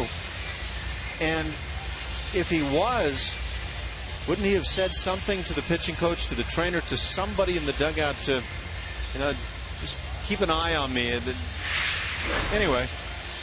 Well, that was the final warm-up pitch that he threw, and then Castro went out. So now he's coming out of this game with an apparent injury. And it's going to be Josh Zeid coming in with the score 7-3 Astros. We're back in a moment.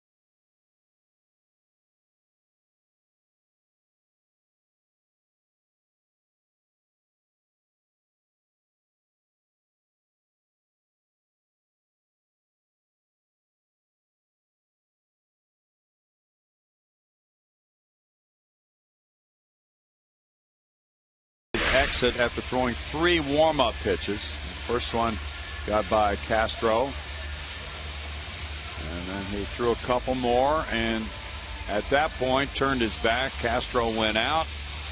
A group congregated around the mound, and the change was made to Josh Zeid. And because of the injury to Josh Fields, Josh Zeid will get as many warm-ups as he needs. There's the breaking ball, and that was final pitch.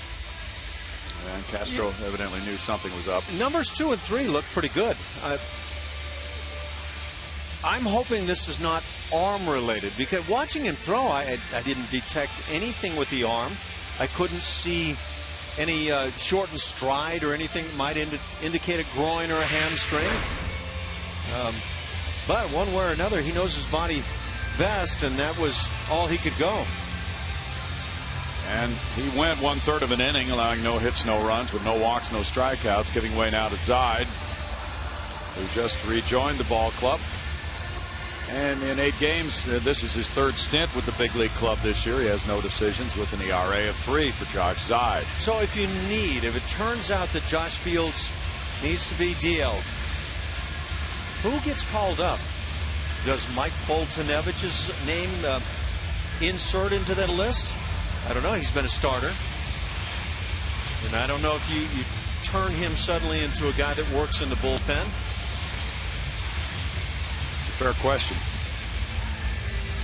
Not sure what the answer would be to that. Of course, he's been a piggyback starter most of the way, and I don't know if that leaves a guy capable of suddenly becoming a bullpen pitcher. Yeah. Rudy Owens, who was just sent back, had not pitched in relief before. He was up for a few days and wasn't used in relief. And Zide replaced him because he has been a reliever. Now Yunel Escobar is the batter leading it off here in the 9th inning. Escobar is 0 for 3 in this game. Zide pitched yesterday 2/3 of an inning, giving up 1 hit, no runs last night. And there's ball 1. So for the Astros, it's going to be a question that they will have to answer pretty quickly as far as the makeup of the bullpen and decision of whether to disable Josh Fields. But that would be obvious after coming out of this game, right? If you can't go when you go out to warm up for the 9th inning, I'm not sure what would lead to thinking, okay, maybe he can pitch in the next day or two. Although it's possible. 1-2. Zide had good numbers at AAA Oklahoma City. Very happy to be back here in Houston, where his wife Stephanie is a doctor at the medical center. His parents were here last night, and it worked out great. Julia interviewed them, and they said they had planned to make this trip for some time. Had no idea Josh would be called up as they sat there watching him pitch last night. So now they get set for the family to celebrate Father's Day. Everybody together in Houston. Mike Foltynewicz, I'm told, is pitching tonight. And the more I think about Foltynewicz and his scenario, I'm not sure that he would be the guy that you could consider going out and working an inning at a time, maybe 2-3 nights in a row. It's out to center field for Fowler, and it's 1 out. Darren Downs working now in the bullpen.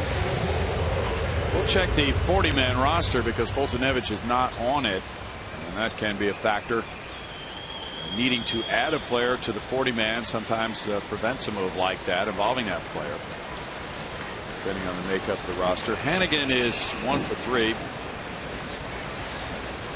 but we'll see what relief pitchers at AAA are on that 40-man, and they would be considered likely to be promoted. One of them.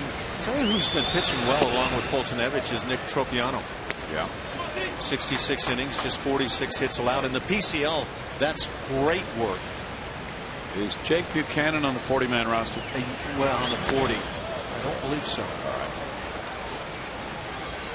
right. David Martinez is on the 40-man roster. It would be a possibility. Also Alex White. Well, Kevin Chapman is a guy that's been forgotten a little bit. But yeah, and he's been lights out. Yes, he has. So that would be a strong possibility. He's allowed 14 hits in 23 and 2/3 innings.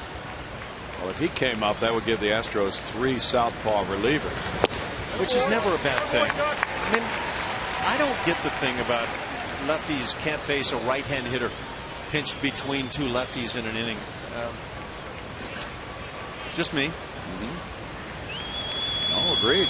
There's Reiner Cruz. Chai-Jen Low, we've forgotten about him, but his numbers are not rosy. 3-1.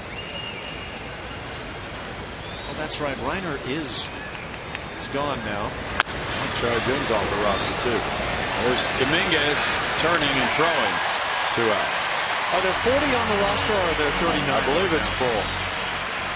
We'll check. It does vary. But I believe it's now full. Jennings is the batter, and Jennings is 1 for 4. With a day game coming tomorrow, that doesn't give the Astros a whole lot of time if they want to make that replacement by tomorrow's game. Of course, they could play a man short and wait until making a move before the Tuesday road opener in Washington, D.C.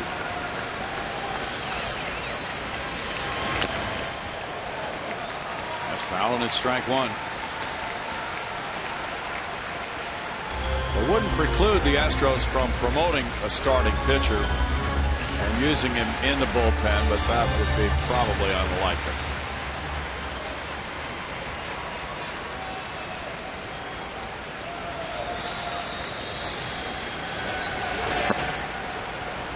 It's 1.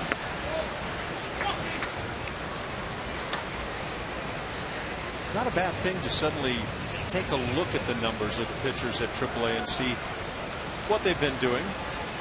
If you're intrigued by Foltynewicz and some of his numbers, 63 strikeouts and 62 in a third innings. That sounds good. But Tropiano is kind of a guy that numbers are quite impressive other than the home runs allowed. Fans have enjoyed the 5-run Houston third. Cozart in a position to win number 6. Side trying to nail it down here. Ground ball, the shift is on, and Marwin Gonzalez has had a big day. Got it over to Singleton, who got his foot back down on the bag in time. And the Astros take game 2 of this series. They've now won 15 of their last 21. They're 21-12 since May 11th. Win number 32 of the season comes their way by a score of 7-3 over Tampa Bay.